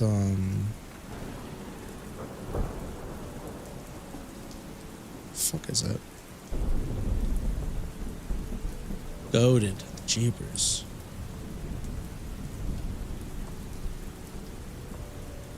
Scared of what? Only thing I'm scared of. I'm just gonna say scared of what, because it's just scared of what?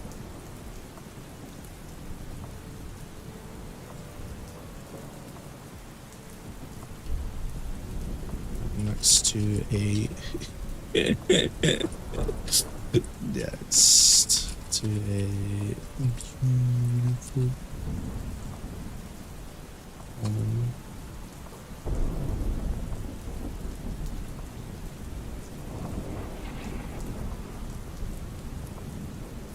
be tapped in the bed side of her.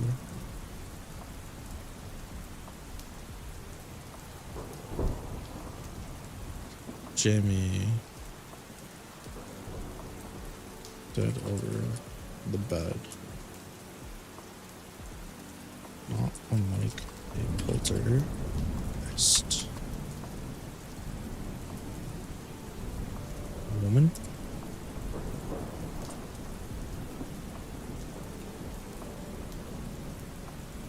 Hardly.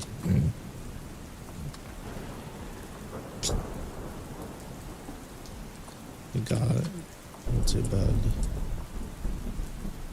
and turned stream a little.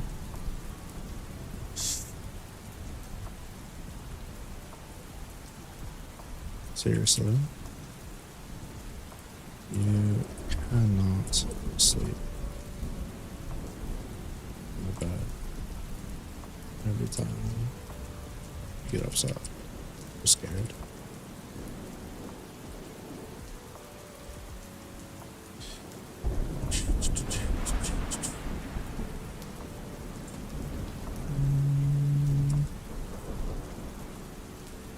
Just for to make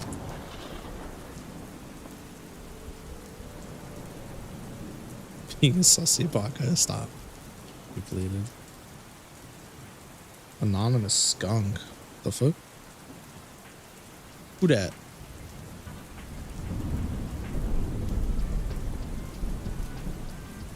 It's been just for tonight of the month.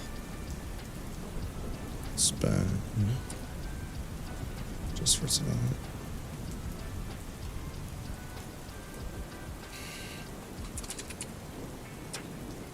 You put the remote on this stand.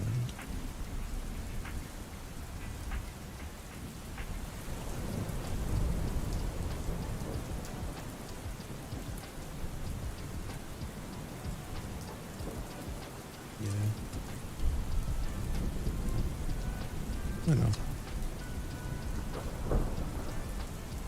Close her eyes and immediately begin slowly.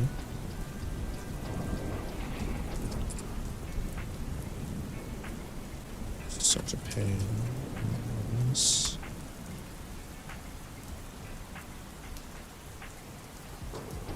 Jamie rested.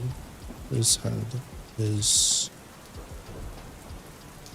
and on her head and gently.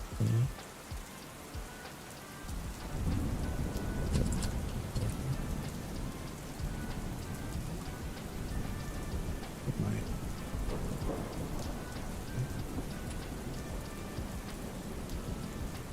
And then I go here, I go here, go here, and I go here. 5. Alright, shit dicks. That was louder than I meant it to be. Whoops. I am going to quickly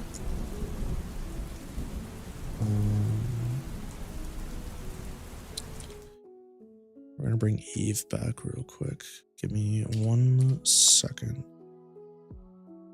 We need to do a read through of this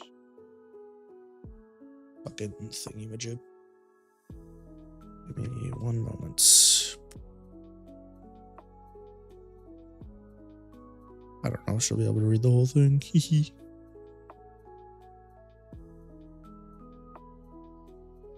Okay. Let me just get her back real quick. Oh, Eve, I promise I won't break you again on accident by trying to run a better voice running software. I'll be nice to you this time. I won't overload you. I promise. Please come back. Pretty please. Only got 17 minutes anyways. Eve, come back. Come blame it all on me.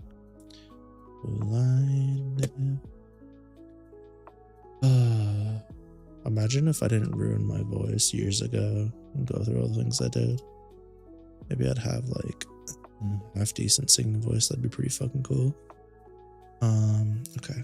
And then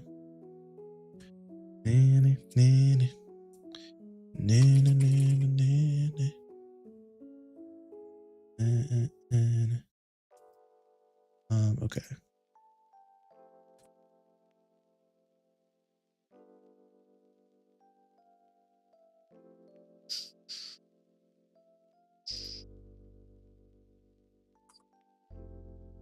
Alrighty, let's go back to this. We're gonna do a quick read through, guys. Just to make sure we're feeling alright about it. Sound good? Sounds good.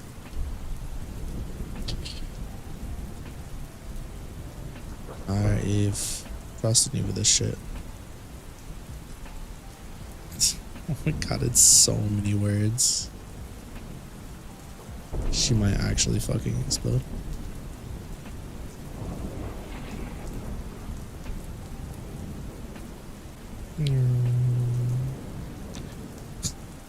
Loading time, 8 million. Please increase or reduce. Okay. Do what now?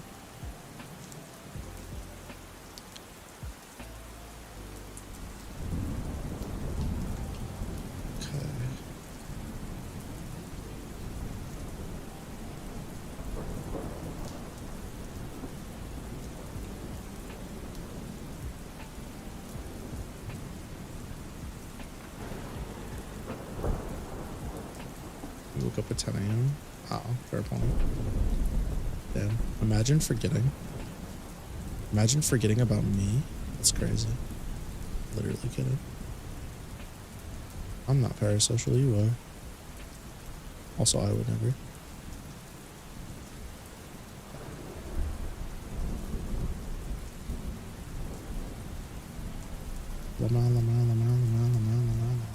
Shake my damn head.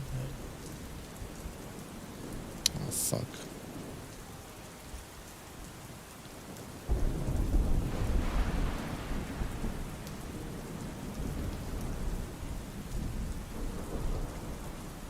Lucky Tempest is 50% of your Eve, day. can you read this, That's please? a lot. Oh, Good here we meow, go. Jamie. Did you hear me? Ugh. Jamie groaned as he moved his green locks from his face. What time is it? Jamie's voice was rough and a single tear protruded from his bright yellow eyes as he yawned. Nidanyo, but I'm hungry. Jamie looked down at the whining lump of mass sprawled across his chest. Lucky. Get off. Nope, too hungry. Lucky's voice trilled. Maybe if someone kept ramen in the house I could make my own food. Lucky lifted her head off of Jamie's chest, revealing a wave of silver hair and cat-like ears that matched. Her mismatched eyes of pink and red peeked playfully from behind the comforter. Puya, see Jamie, I'll do the dishes. Say less. Jamie shoved Lucky off of him as he jolted to his feet. His gray flannel loungewear fit loosely on his body, and every left step his pants-covered foot slid on the hardwood floors. Thank you. Lucky exclaimed, unwrapping her fluffy tail from her waist. She too wore flannel loungewear, but the ones she adorned were a more colorful mix of blue and red. They both walked out of Jamie's modest bedroom and down a darkened hallway littered with posters that displayed different demi-human idols and anime characters. Lucky paused briefly in front of a poster that shared a striking resemblance to her. Hey Jamie. Lucky's absent-minded tone jingled down the hallway. Jamie turned on the electric stove in his spacious kitchen. Yeah, what is it? Lucky fidgeted with the poster in front of her, tracing her finger on the character's cat-like ears. You still mad at me? I don't know what you're referring to, but probably yes. Reading. Jamie chuckled to himself.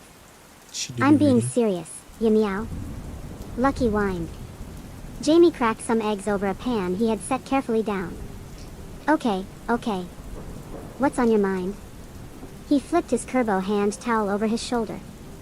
Well, I mean, you went off on me about taking Alma's form so much I had to change.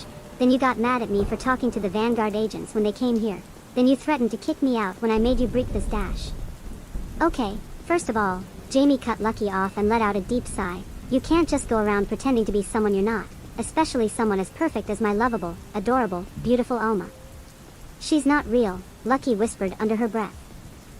Second, the Vanguard are some mysterious goons not even us higher-ranking adventurers know much about.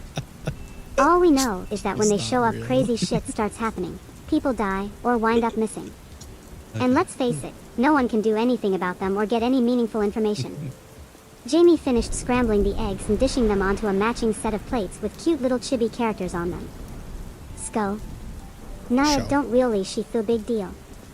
A popsicle stick popped out from Lucky's mouth. Huh. Gimme that. Jamie yoinked the popsicle stick from Lucky's mouth, revealing a frozen squid on a stick that Jamie had prepared days before. Bad. Jamie pulled a squirt bottle from the top drawer and sprayed Lucky with it. Lucky jumped, NYOO.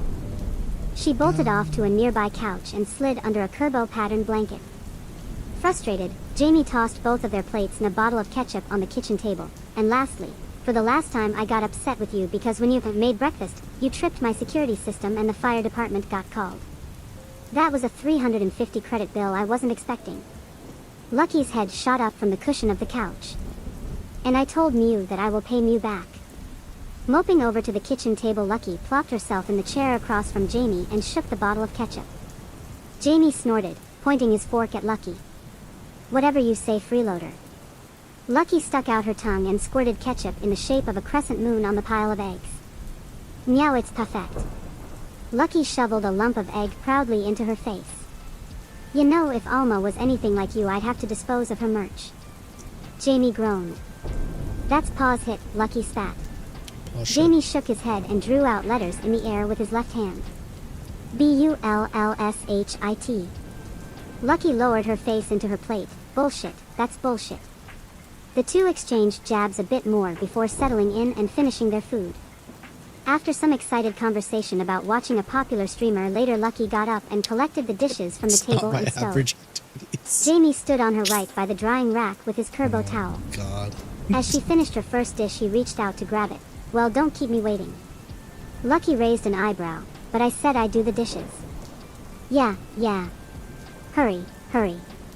Jamie moved his hand closer. With a shrug, Lucky handed off the first dish and continued to do dishes. So, are you sure it's okay for me to go out there? Jamie chuckled. Oh, definitely not. The second you step outside, the hanger man will scoop you up and take you away. Hey, that's nigh funny. That movie was so scary.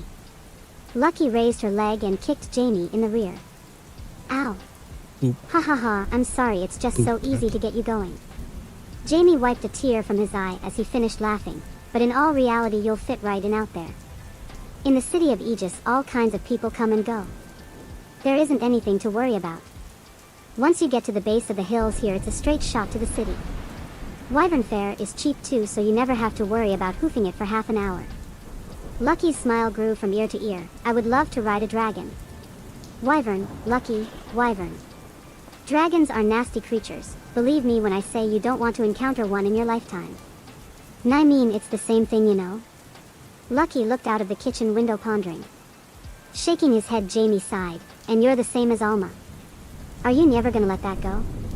Lucky tried slapping Jamie, but he aptly dodged. No.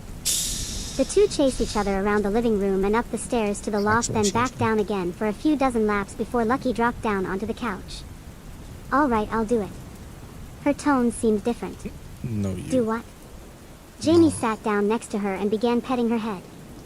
I'll go with you to Aegis today. For sure this time. I want to ride the dragon and meet Carol. Jamie felt Lucky's grip tighten around his wrist and could tell her breathing had quickened. He waited for a few moments. Maybe I shouldn't have forced the issue. Whoever she is, she's been through a lot, and anyone with a pulse can tell she's scared. Jamie inhaled to speak, but was swiftly shut down by Lucky pouncing to her feet. Let's pick out my me outfit. Skipping down the hallway and into Jamie's room, Lucky began going through his closet. Not this again. Jamie grudgingly followed Lucky and looked on as she would pick clothes out and throw them on his bed. This time make sure you put everything back, or else. Jamie warned. Naya, I'll clean up for sure. Lucky smiled when she pulled out a Kerbo shirt and a pair of joggers. Within a moment her body skittered slightly and she was wearing an exact pair of the clothes she picked out. Jamie stood in the doorframe unfazed with a scowl on his face. I don't know if I'm losing it or have spent too much time with her, but this whole shape-shifting thing doesn't freak me out anymore. His thoughts were interrupted when he heard her whine. That's Naya, quite right. Yeah. She looked down at her body and twisted back and forth. After a quick inspection, she reached behind Jamie's dresser and rolled out a full-body mirror. A few skitters later and Lucky's face was beaming with delight. She quickly ran over to Jamie and did a 360. I wonder if she remembers that this was what I was wearing when we first met. Jamie took a look at her up and down and gave a nod of approval. Hey Jamie, do you know why I picked this outfit out? Lucky leaned in. Jamie blushed slightly. I might have an idea. What? It's because you love this pink little guy and I doubt you would let me get hurt while wearing him. Lucky pranced past Jamie. Now turning red, Jamie clutched at his chest. Yep, that makes sense. His voice shook as the words left his mouth. Stopping for a moment, Lucky quietly responded. Also, this is exactly what you wore the day you saved my life. As quickly as she uttered those words, she had run upstairs to the loft to grab some of her things. Jamie quietly closed the door and assumed the fetal position. Okay, Wyatt. That was too cute. I can't handle this right now. That annoying freeloader can't just do this. That's what I hate about that obnoxious little blob. One moment she's all Vanaya, this and that, and the next she's this. Jamie took a moment to organize his thoughts and calm down before gathering his own clothes and hopping into the shower. She's going to be the death of me, isn't she? Jamie pressed his head up against the cold slate and let the water run over his body. Shortly after finishing, Jamie dressed himself in a set of expensive-looking adventurer's armor. It was clearly built with mobility in mind and even came complete with a cylinder-shaped sheath. Sticking his hand into his closet, he fumbled around a bit while looking at his bed riddled in clothes in disgust. Finally, he produced a sleek obsidian-colored rod that was roughly 3 foot long. It had a fitted handle and some custom engravings that were difficult to make out with the naked eye. One quick examination later, he thrust it into his sheath. Alrighty then, it's time. Jamie walked back out to the living room and signaled Lucky down from the loft. You ready? Lucky gave a quick nod before slinking behind Jamie, placing her hands on his back. Jamie pressed his hand against the door and released an insignificant amount of mana, causing it to slide vertically, giving way to the woodlands around his home. Let's go then, he stated. All right. The pair meandered away from Jamie's log home and carefully trekked down the hill to a path a handful of minutes away. Once it was within eyesight, Jamie pointed it out to Lucky. We then take this the rest of the way.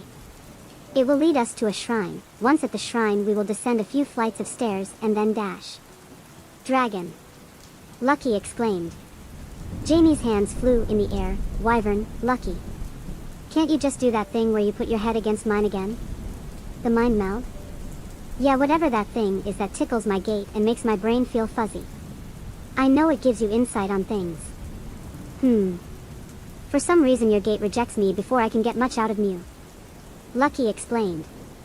I was able to get the gist of the common language structure here though. Still, that's some ability you've got there, Jamie admitted. It didn't take long for the conversation to circle back to the streamer they were looking forward to watching later. Another handful of minutes later and Jamie greeted an average height shrine maiden with jet black hair. Jamie's voice was pleasant as he addressed her. Hello Hainme, nice weather we're having today, huh? She nodded politely but kept her eyes on Lucky. Lovely indeed. Is this the Nico you kept talking about every day on your way to work? Oh, how rude of me. Hainme, meet Lucky. Lucky, this is Hainme, the most decorated shrine maiden under Locke's wing here at the Shrine of Calamity. Lucky clung to Jamie. Shrine of Calamity? That sounds scary. Hainme tilted her head in confusion. I'm sorry, I didn't catch that. Jamie quickly covered Lucky's mouth, reducing her words to incoherent muffling. I think she said it's scary how one person can do so much work around here. Jamie played it off calmly. That may be so. Hainme gave Lucky a warm smile. But you're welcome to come down here and help me whenever you like. Okay. Lucky nodded. Jamie and Lucky said their goodbyes and continued down the stairs. Jamie nudged Lucky. Remind me to give you a history lesson when we get home. Lucky pouted. After Anko's stream though, right? Oh, definitely after the stream. Jamie let out a hearty laugh. A gruff voice broke through their conversation, grabbing their attention. Oh, Jamie, are why taking Delilah today? The voice came from a husky man with a wild ginger mustache and enormous eyebrows. His overalls covered a black t-shirt that exposed scars all over his body. Jamie grabbed Lucky's hand and pulled her faster, closing the gap between them and the man. Baldy, you're back. Jamie's glee caught Lucky off guard. How is the baby? Baldy smiled. Wanna have a looky? Baldy pulled a red phone with a giant V on it from his chest pocket. Of course. Is Genevieve doing alright? Is she back on her feet? Jamie asked worriedly. Baldy gave Jamie a light slap on the back. Jamie boy, the old lady is built stronger than any warwyvern. In fact, it took me and all of her brothers to keep her in bed resting. Baldy let out a deep laugh. Yeah, that's not going to shock anyone that knows her. Jamie grinned as he watched Baldy swipe through photos of his new child on his phone. Wait a second. Night, Tara. Jamie's eyes darted around the area. Get some good rest. Baldy looked at Jamie. What is it, son? Jamie began walking away towards the nearby barn. Where is Lucky? Who? The Nico that was with me. Jamie started to sweat. Oh, I wouldn't worry about that. She seems to be having a lovely time. Baldy pointed up towards the sky. Jamie gulped and raised his focus to the sky. His eyes widened as he spotted a black and gold wyvern rolling and looping in the clear skies above. Taking a step forward, Jamie's voice cracked. I need to help her. Baldy placed his hand across Jamie's chest. I think Delilah has taken a liking to her. Now she's got 4 people she's taken a liking to. 4. Jamie's jaw hung low. The two of them stood there admiring Delilah's flight patterns as she showboated for Lucky. Occasionally, the sounds of Lucky's squeals of excitement reached the gentleman below. Since Jamie had calmed down, he scanned his phone to Baldy's terminal, paying for and registering Delilah for the day. With a quick whistle, Jamie signaled Delilah down to him. Need to put the clothes away. After saying his goodbyes, Jamie grabbed the reins and swung himself onto Delilah. Before he could fully settle in, Lucky squeezed Jamie's midsection and began hopping up and down. Let's go, let's go. Her impatience manifested physically as she kicked her feet lightly. Alright, Delilah, can you take us to the northern drop-off in Aegis, please? Jamie ran his hand down the side of Delilah's neck. With a tiny little gallop of her rear legs, Delilah burst into the air, fanning her wings before soaring south. The roar of the wind vibrated in Lucky's ears and whipped her tail around, causing her to automatically wrap it around both Jamie and herself. Jamie stammered, "See, could you dash?" "What was that? I can't hear you." Lucky belted as they went even faster. The tips of Jamie's ears turned the color of burning coals as he remained silent. I'm not saying that shit out loud. He was in fact not going to embarrass himself at that time. Luck's giddy laughter and squealing were lost in the slipstream Delilah left behind them. It seemed like only a moment, but they had reached their destination. A beautiful ivory city sprawled out in seemingly every direction. They were but a blip in the sky. Even further south an ocean sprawled infinitely, and to the west an intricate system of roads led to and from the city of Aegis. The east, however, had more woodland than anything else. Delilah slowed herself and bumped in the air 3 times, signifying she was about to change her movements. They quickly tucked themselves closer to Delilah's back as she dropped masterfully down towards the drop-off. Voices from a colorful cast of humanoids echoed throughout the streets. The glamorous sheen of Aegis's architecture cemented newcomers in place as they gasped in awe. In every nook and cranny of this bustling hub city you could find all sorts of people from different walks of life. The shadows of wyvern fluttered overhead as they would come and go from drop-off spots. Not too far away from the northernmost drop-off, an easily excitable Nico's nose flared at the scent of salty sea air. Mew, this place is huge. Lucky's tail flicked from side to side and her ears were rapidly adjusting to the various noises of the city. You get used to it. Jamie grabbed Lucky's hand. Now come on, I'm going to show you how to get to Carol's place. Right. Her eyes sparkled as she let Jamie lead them a handful of blocks south. As they meandered down the city streets, Jamie would often point out landmarks and important directions for Lucky to take note of. Generally keeping her on task feels impossible, but this is going surprisingly well. Jamie grinned at the thought. Lucky tugged on Jamie's arm and looked up at him expectantly. Coming to an abrupt halt, Jamie turned his gaze to where Lucky was pointing. I got ahead of myself. Across the brick-laid road a vendor had a wheel cart filled to the brim with an assortment of freshly fried seafood. Jamie shook his head. No, Lucky, we are about to go to A. Are you drooling on me? Lucky buried her face into Jamie's arm, shaking her head back and forth. I can't help thigh it. Ugh, So fucking stay. stupid. Jesus. Jamie rolled his eyes and stomped over to the cart. So Lucky funny. fiddled with her hands and whispered, I'm not a dog, you know. Jamie pointed at a breaded squid on a stick before hovering his phone over a tiny kiosk on the cart. Lucky's tail wiggled as she kept a close eye on Jamie's back. He's the best. Lucky couldn't stop grinning. The wiggles began extending from her tail to her whole body. Finally, the agonizing wait was over and Jamie returned with some freshly battered fried squid for Lucky to munch on. Jamie held it out in front of Lucky and she raised her mitts in anticipation. Okay, before you eat this, he waved it to the side and her eyes darted after it. Before you dash, with a snappy motion he moved it in the opposite direction. Her eyes once again followed the squid on the stick. His lips deviously turned upwards as he began rapidly moving the stick in various directions, causing Lucky to move her hands slightly to follow it around. Jamie Poisy. Lucky's stomach rumbled slightly. Jamie held it still directly in front of her face. Before we get there, just promise me that you won't leave Carol's today until I get back. Lucky froze. You aren't staying with me? Unfortunately, no. You know how I leave the house most days for a little while? A little while? It's ours. Lucky protested. Jamie ran his fingers through his hair and sighed. Sure, but that's when I go off to work. You keep bringing up this work thing. Is it really that fun? So I just need to Are you address serious? Jamie stumbled over his words. No, work isn't fun. You don't mean to tell me that you've never had to work before, do you? Lucky shrugged. I don't even know what it is. Passerbys began looking towards them, trying to make out what all the commotion was about. Jamie lightly placed his hand on Lucky's back to guide her in the direction of their destination. Okay, so you know how I always talk about credits with different people? Lucky nodded. Well, the credits I use to purchase things like food, wyvern fare, and such I get from working as an adventurer. He explained. Nio, so like a job. Lucky said dryly. Jamie frowned at Lucky. I think you hit your head when you fell from the sky. Lucky looked around absent-mindedly for a moment. It's sure, if that's possible. Shut up. Jamie groaned. Meow mew.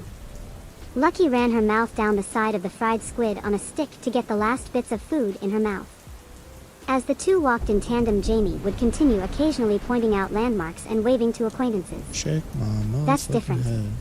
Lucky observed a softer look in Jamie's face for a moment. We're here. Jamie's voice carried a wave of relief with it. Dunk. Jamie's abrupt stop caused Lucky to bounce her nose off of his back. While rubbing her snout, she peered up over her hand.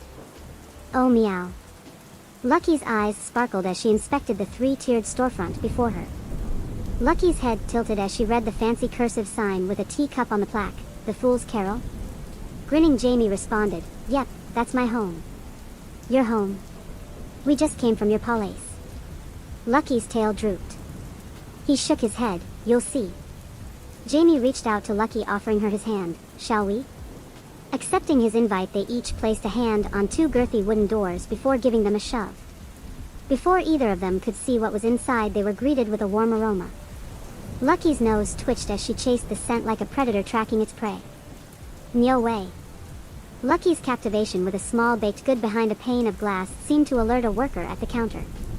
A somewhat raspy voice perked Lucky's ears up. Hey sugar, would you like that Luna loaf?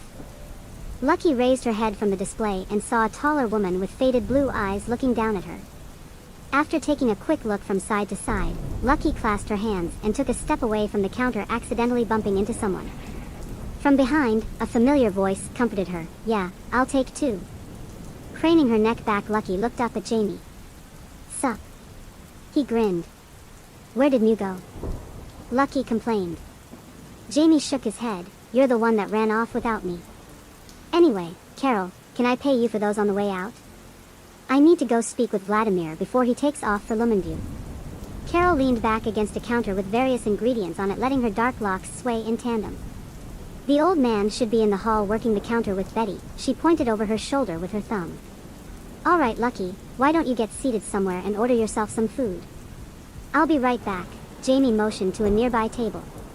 Appreciate it, Carol. All of it. Jamie walked off towards the back of the establishment. And Jamie, you don't need to pay me, you hear? Carol yelled after him. Lucky awkwardly shuffled to the aforementioned table, quietly sitting down. A taller maid with a scornful look began approaching Lucky, but Carol waved her off. After making her way around the counter, she placed a neatly arranged plate with a hefty slice of Luna loaf and some confectionery sugar dusted over it. On the side there appeared to be some reddish jam wiggling from when she set it on the rounded table. Lucky's tail couldn't stop from banging against the finely crafted wooden chair her rump laid on. Well, don't keep me waiting, sugar, eat up. Although rough, Carol's voice was light and carried a sweetness that rivaled the snack before Lucky. You Naoki. Thank you very much. Wasting little time, Lucky tore a piece of the bread and dipped it into the perplexingly colorful jam. Nio my gosh. Lucky hysterically jammed another bit of her snack into her mouth. Fifth, it's shoe good. Lucky's cheeks exploded as she tried speaking with her mouth full. Jamie wasn't lying about your table manners. Carol giggled. Lucky tried swallowing but began pounding her fist on her chest as she began to choke. Carol calmly slid her a mug of cocoa and watched on as she downed it in one gulp. Naya. Jamie talks about me? Every day. Carol sighed, but that sigh quickly turned to a wholesome grin. But I totally get it. Leaning forward, Lucky whispered, so meow hat does he say? Mirroring Lucky, Carol moved forward and put her hand on the side of her mouth. Well, he talks about how you're a messy eater, how he's constantly cleaning up after you. He keeps bringing up how you made it so he could never look at Alma the same again. Oh yeah, I almost forgot the time you caused a fire in the kitchen. Lucky's ears drooped and she looked down at the table while playing with her fingers. Nice. But, Lucky's ears perked up. He clearly sees something in you, something good. He's not the type of person to just do everything he's done for you without a good reason. Will he save someone's life because it's in danger? Yeah, of course. But will he home them, teach them about the world and try to make them comfortable? Well, apparently, but I never thought so. Wait, so do you know about my dash? Gossiping? Jamie's voice caused both of the ladies to jump. I'm going to get you two some food. Carol scurried off and Jamie took the seat to the right of Lucky. So what do you think of this place? Lucky's gaze traveled the room, occasionally stopping on other patrons or some of the employees busying about. It's SMITE, she said simply. I know, right? I thought you might take a liking to it. Am I a bother? Lucky stared at her half-eaten Luna loaf. Her bottom lip trembled. What? Am I a bother? I don't mean to make your life harder. Tears welled up in Lucky's eyes. Jamie frowned. You're a pain in my ass. Lucky flinched and closed her eyes. But, I'd say that having you around has been a lot of fun. Listen, I don't know what you've been through, mostly because you won't tell me. But the way I see it, everyone has flaws, and while your flaws can be a lot sometimes, I'd say you've got some really great positive qualities. Tell me. Lucky whispered. Huh? Tell me what they are. Lucky repeated herself. Jamie caught a glimpse of Carol eavesdropping from the counter. Oh man. This is so awkward. He could feel his heart begin to race. Well, for starters, Jamie avoided making eye contact. When you commit to something, you really try your best. Everyone does that. Lucky protested. Jamie gritted his teeth and put on a fake smile. Didn't you ask me to tell you? Or are you going to object to every compliment I give you? No, police continue. Lucky motioned at him. Oh, thank you so much, he said dryly.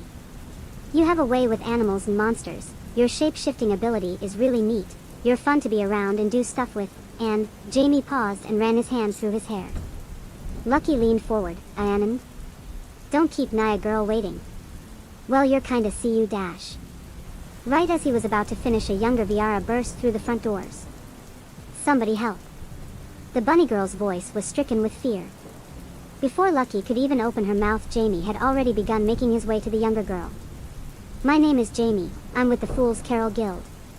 How can I help?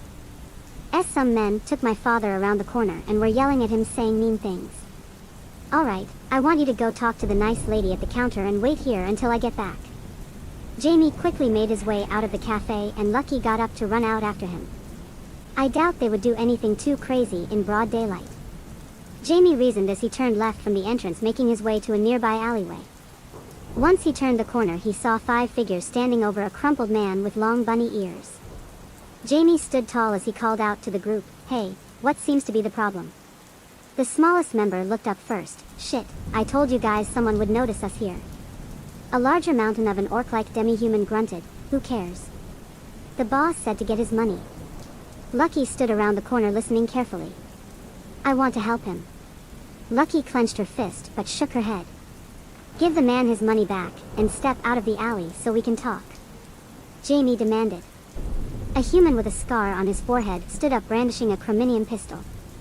Or what? You gonna snitch?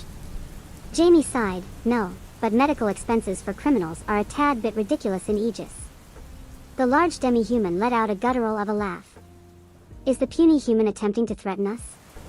Last chance, Jamie took a step. Suddenly the air grew very dense. Even Lucky, who was around the corner, began breathing heavily. 5. Jamie appeared in front of the orc, driving his elbow deep into its solar plexus, momentarily suspending him in the air. With a decisive spinning heel kick to the temple, Jamie knocked one of the other members into a nearby concrete wall, causing the man to convulse. 3. He grabbed the smallest member by the neck and lifted him into the space between himself and the man with a pistol. He shifted the small man's body to and fro a bit, making sure to block the gunman's view. There was a Nico here somewhere. Jamie's eyes scanned the environment. Oh no. His face tensed up as his brow furrowed. 2. With a quick flick of his wrist, he launched the chrominium rod from its sheath into the gun hand of his foe. The pistol spiraled from his hand, but before the gun met the ground, Jamie spiked his body shield head first into the concrete below. I am sorry, I was just following orders, said the last standing assailant. Jamie swiftly closed the gap and dispatched of the gunman with a precise hook to the kidney. Me too. His voice was monotone as he snatched up his rod and resheathed it. Don't move another inch. A voice hissed from the entrance of the alleyway. Figures. Jamie looked back in the direction from which he came. I am sorry, I just wanted to make sure you were okay. Lucky struggled against the Nico holding her hostage. A dagger traced her throat. Now listen here, seaweed head, the shady Nico called out. You will ACK. Jamie's fist sunk deep into the Nico's diaphragm as he whispered into their ear. Lucky gasped as she fell for a moment. Catching her, Jamie carefully placed her down. You okay? Lucky teared up a bit. Yeah, nice sniffs, I am fine. Jamie contemplated for a moment, then finally spoke. I'm glad you're okay. Listen, I need to check on the kid's father. Want to come with me? Nodding sheepishly, Lucky clung to Jamie as they walked back to the now standing Viara. The Viara had exquisite ornaments in his ears and donned verdant robes. Ah, a member of Bernsnachian nobility. This should be fun. With his quick inspection complete, he brushed some dust off of his chest. That aside, I must be off my game. I let one of them get a hostage, and there was a sixth on the rooftops above that slipped away. Well, one thing at a time, I suppose. Jamie offered the bruised Viara his hand. Hello, sir. I hope you're not too badly hurt. Anything broken or missing? The Viara chuckled but began coughing instead. You humans never cease to amaze me. He then grabbed Jamie's hand. Oh. And why's that? Where I'm from, if a cottontail came running for help, everyone would assume they would be sent to the hungry maw of a wolf. Jamie eyed the Viara. Well, this is Aegis. We do our best to look after our own here. What's your name? The Viara scrunched his nose. Chuck is fine, and I am not one of the lovely Aegis's people. Hello, Chuck. My name is Jamie. And you should know that Aegis is a city built on refugees, adventurers, lost souls, and dash. Jamie helped Chuck turn the corner, cast out nobility. You could tell? Chuck asked, shocked. I'm not sure anyone in this city would have mistaken you as anything else. Jamie chuckled. Let's get you back to your daughter. I'll have the two of you speak with Vladimir. He'll see to it that you're taken care of. After finally returning to the Fool's Carol, Chuck's daughter came running up to show them the star-shaped pastry Carol had given her. A starbit, one of my favorites. Jamie knelt down. Did you get the one with cocoa or jam? Jam, it's delish. The Viara child tiptoed with glee. Chuck cleared his throat. Tolly, introduce yourself and give thanks to these strangers. Know these do-gooders. Thanky. Oh. My name is Tolly, nice to meet ya. She exclaimed. Jamie gave her a high five. My name is Jamie, my companion here is Lucky. Now Tolly, your bravery and quick thinking saved your father's hide. Thank you for looking out for him. Upon seeing Jamie's warm smile, Lucky loosened her grip on his arm. Jamie pointed to the table where Lucky left her half-eaten Luna loaf. Why don't you go make yourself comfy while I introduce them? Lucky obliged and took her seat back at the table. She watched him walk off past the counters and through an entranceway into another room. After taking a deep breath, Lucky slowly began eating her Luna loaf again. For the first time since she set foot in the establishment, Lucky took note of the various happenings inside. Nigh everyone is wearing the same thing one of Jamie's Alma figures had on. What did he call it again? Her eyes wandered to a table across the room where a rather rowdy party was enjoying their food. See, I told you maid cafes are the best. The one with black and red hair said. The one with black and white hair had been poking at their food. It's fine, I didn't really want to come here. Cherie, that's why you kept complaining about the job taking too long. You were mumbling about cute maids spelling your name on your Omuris in your dreams. The last one with light purple hair teased. Shut up, Nept. What's that you always say, tempura? No, you? Nept retorted. Alright, you two, behave. We're on guild grounds. The one with black and red hair leaned forward, resting her chin on the back of her wrists. Remember, we are supposed to be meeting our new fourth here today. So behave. If not for yourselves, then do it for me. She said coyly. Alright, Holly. Tempura said. Nept leaned back. You're no fun. Holly looked at Lucky, her silver eyes locking momentarily with Lucky's. Lucky quickly looked away. A maid cafe, that's what the Fool's Carol is. Nice. Lucky absent-mindedly consumed the rest of her Luna loaf and someone placed a plate of Omuris down in front of her. Involuntarily she began devouring that as well. But more nigh importantly, Lucky placed her hands under her bum to get them to stop shaking. Why can't I use my magic? The sound of the rowdy table getting up took her away from her toiling. She noticed that a fourth person had joined them. A Nico with silver hair that ended in blue tips was exchanging greetings with the other three. Must be nice. Lucky slumped in her chair before shoveling the rest of her meal into her mouth. She watched for a handful of minutes as Carol and the waitstaff busied about, greeting and serving customers as they came and went. This place is busy. It wasn't much longer before Jamie rejoined Lucky at the table. So, where were we? Jamie waved down one of the servers. I don't know. Lucky sighed. Jamie raised his left eyebrow. You sure you're okay? Nye. Don't know. Jamie leaned forward. Do you want to go home? Lucky shook her head. Do you want anything else to eat? Lucky shook her head faster. Jamie got a shit-eating grin. Do you want to go for a walk? I am not a dog. Lucky pouted. Alright, well let me know if there is anything I can do. The server came over and took Jamie's order. Even though Lucky had just finished her meal, she asked for a bacon cheeseburger. With a click of the pen, the server took off once more. Lucky stared at Jamie intently. What now? Jamie sighed. You were pretty cool today, she said bluntly. PBFT. If you thought that was cool, you should see me when I'm actually working sometime. Lucky shook her head. I'm good. Why's that? He asked. I don't like the idea of needing to be saved. I can't protect meowself or anyone else, right, meow? I'd be a liability. Jamie studied Lucky's expressionless face. You know, you aren't wrong, but Jamie stopped talking as the server came back with their food and placed it in front of them. He shifted his turkey sausage to one side of the plate, his scrambled eggs to another, and left his hotcakes at the bottommost section. With a swift flick of his wrist, each of his sausage links were split down the middle vertically. Reaching to the right, he grabbed a small bottle of hot sauce and drizzled it over his eggs and the center of his sausage. Nice. Pleased with himself, he took a forkful of sausage and egg, then shoved it into his mouth. The two sat in silence as they pigged out on their respective meals. Lucky was the first to finish, but not by much. Well, that was delicious. Jamie patted his tummy. Lucky simply nodded and waited in silence. Cat got your tongue? Jamie smiled. I changed my mind. I would like to go home. Lucky's face remained neutral. Alright, yeah. Home sounds good. Is it okay if we go talk to Carol one last time before we dip? Lucky's ears perked up and she nodded. Sweet, Jamie beamed. Let's go. Jamie and Lucky approached the counter and waited for Carol to come greet them. Thanks for your help, Sugar. I think our new friend Chuck would have been chucked if you hadn't been so quick. Carol leaned on the counter. You okay, love? She asked Lucky. Lucky responded. Well, Jamie slipped in and pulled out his phone. Take out the terminal so I can pay you before we take off.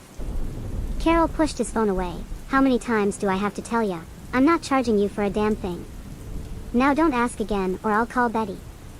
Jamie hurriedly tossed his phone into his back pocket. Why yeah, let's not do that, he said nervously. Thought so. Carol winked. So Lucky, do you have any plans for tomorrow? Lucky moped. I don't have any plans. Ever. Jamie and Carol shared a brief glance.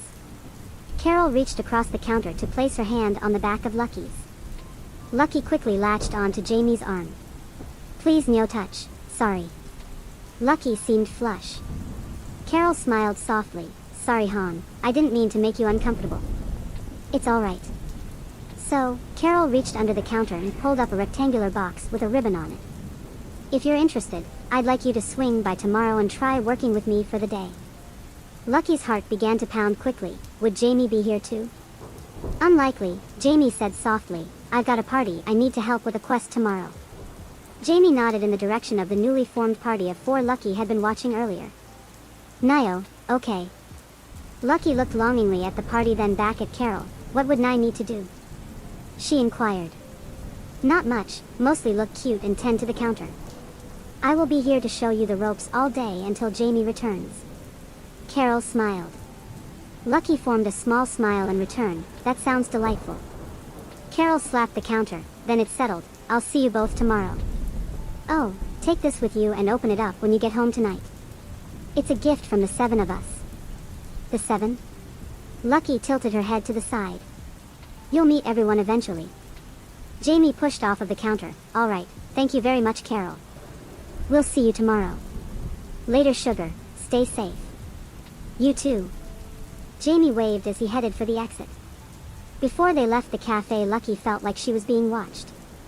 So she quickly looked to where the party was sitting. Nye knew it. She waved meekly at the 4 adventurers who had been sizing her up. Both Holly and the newcomer waved back while the other 2 just followed Lucky with their gaze. A little while later, Jamie and Lucky returned to Jamie's cabin north of Aegis. The conversation on the way was noticeably lacking, and Jamie's several attempts to get it going failed spectacularly. I'm getting a little worried. Actually, I know what to do. Jamie opened the door to their home. So, whatcha think Anko will be up to tonight? He asked. Probably learning a new character in City Brawler 6. Lucky's body skittered for a moment, causing her to change into a pink button-up pajama set with a black Luna loaf pattern on it. Her hair was changed to a messy bun, and she had cute little wyvern studs in her ears. You know, I wish I could do that. Jamie sighed as he kicked off his boots. And I wish I could use my magic. Lucky pouted. Lucky, if it's really bothering you that much, I can probably help you out if you want me to. Lucky began to whine, and I don't want to talk about it. Can we just watch Anko in your room tonight?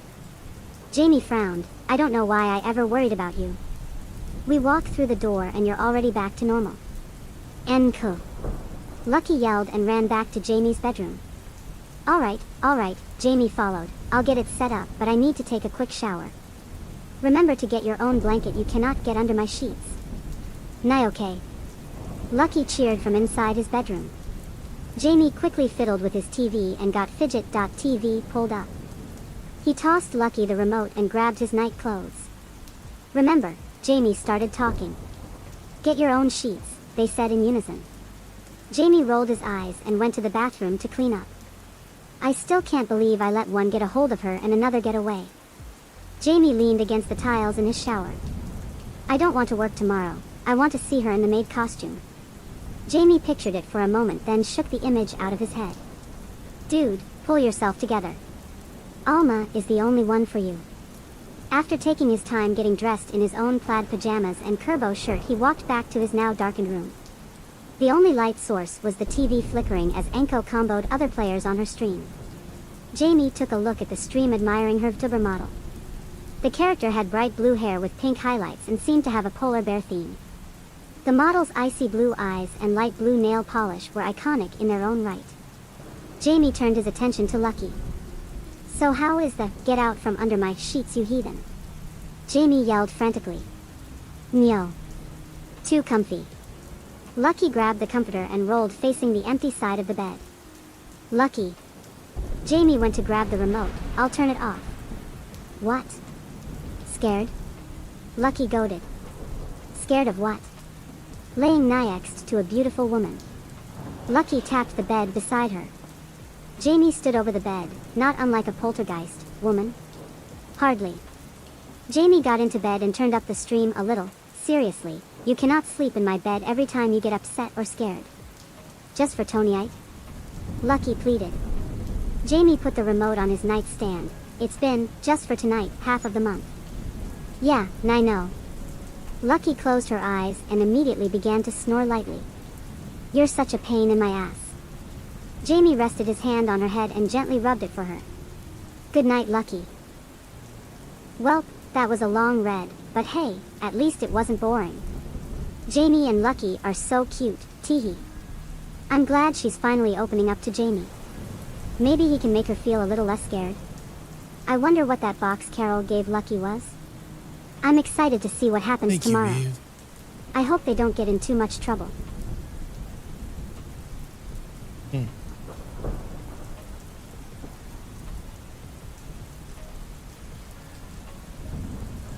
So...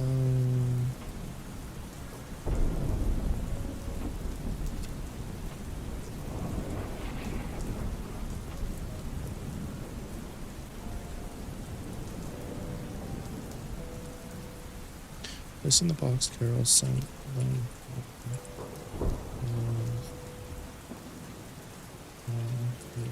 Dresser.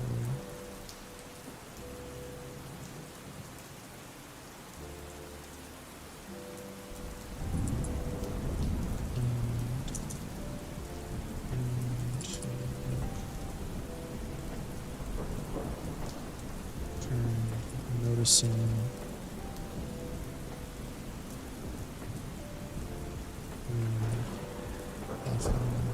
The site of clothes it's bad. Then toss lucky the remote and Greg is not close. Okay. Good. Alright. We cleared up some of the things.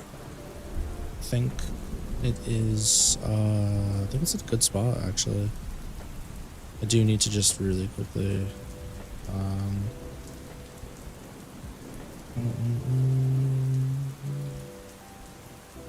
yeah, and then we go back down here,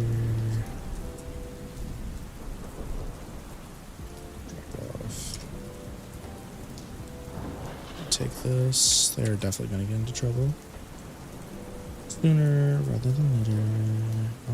Back up. To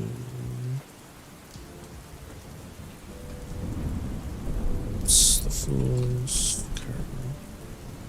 Okay, we're done. Goodie.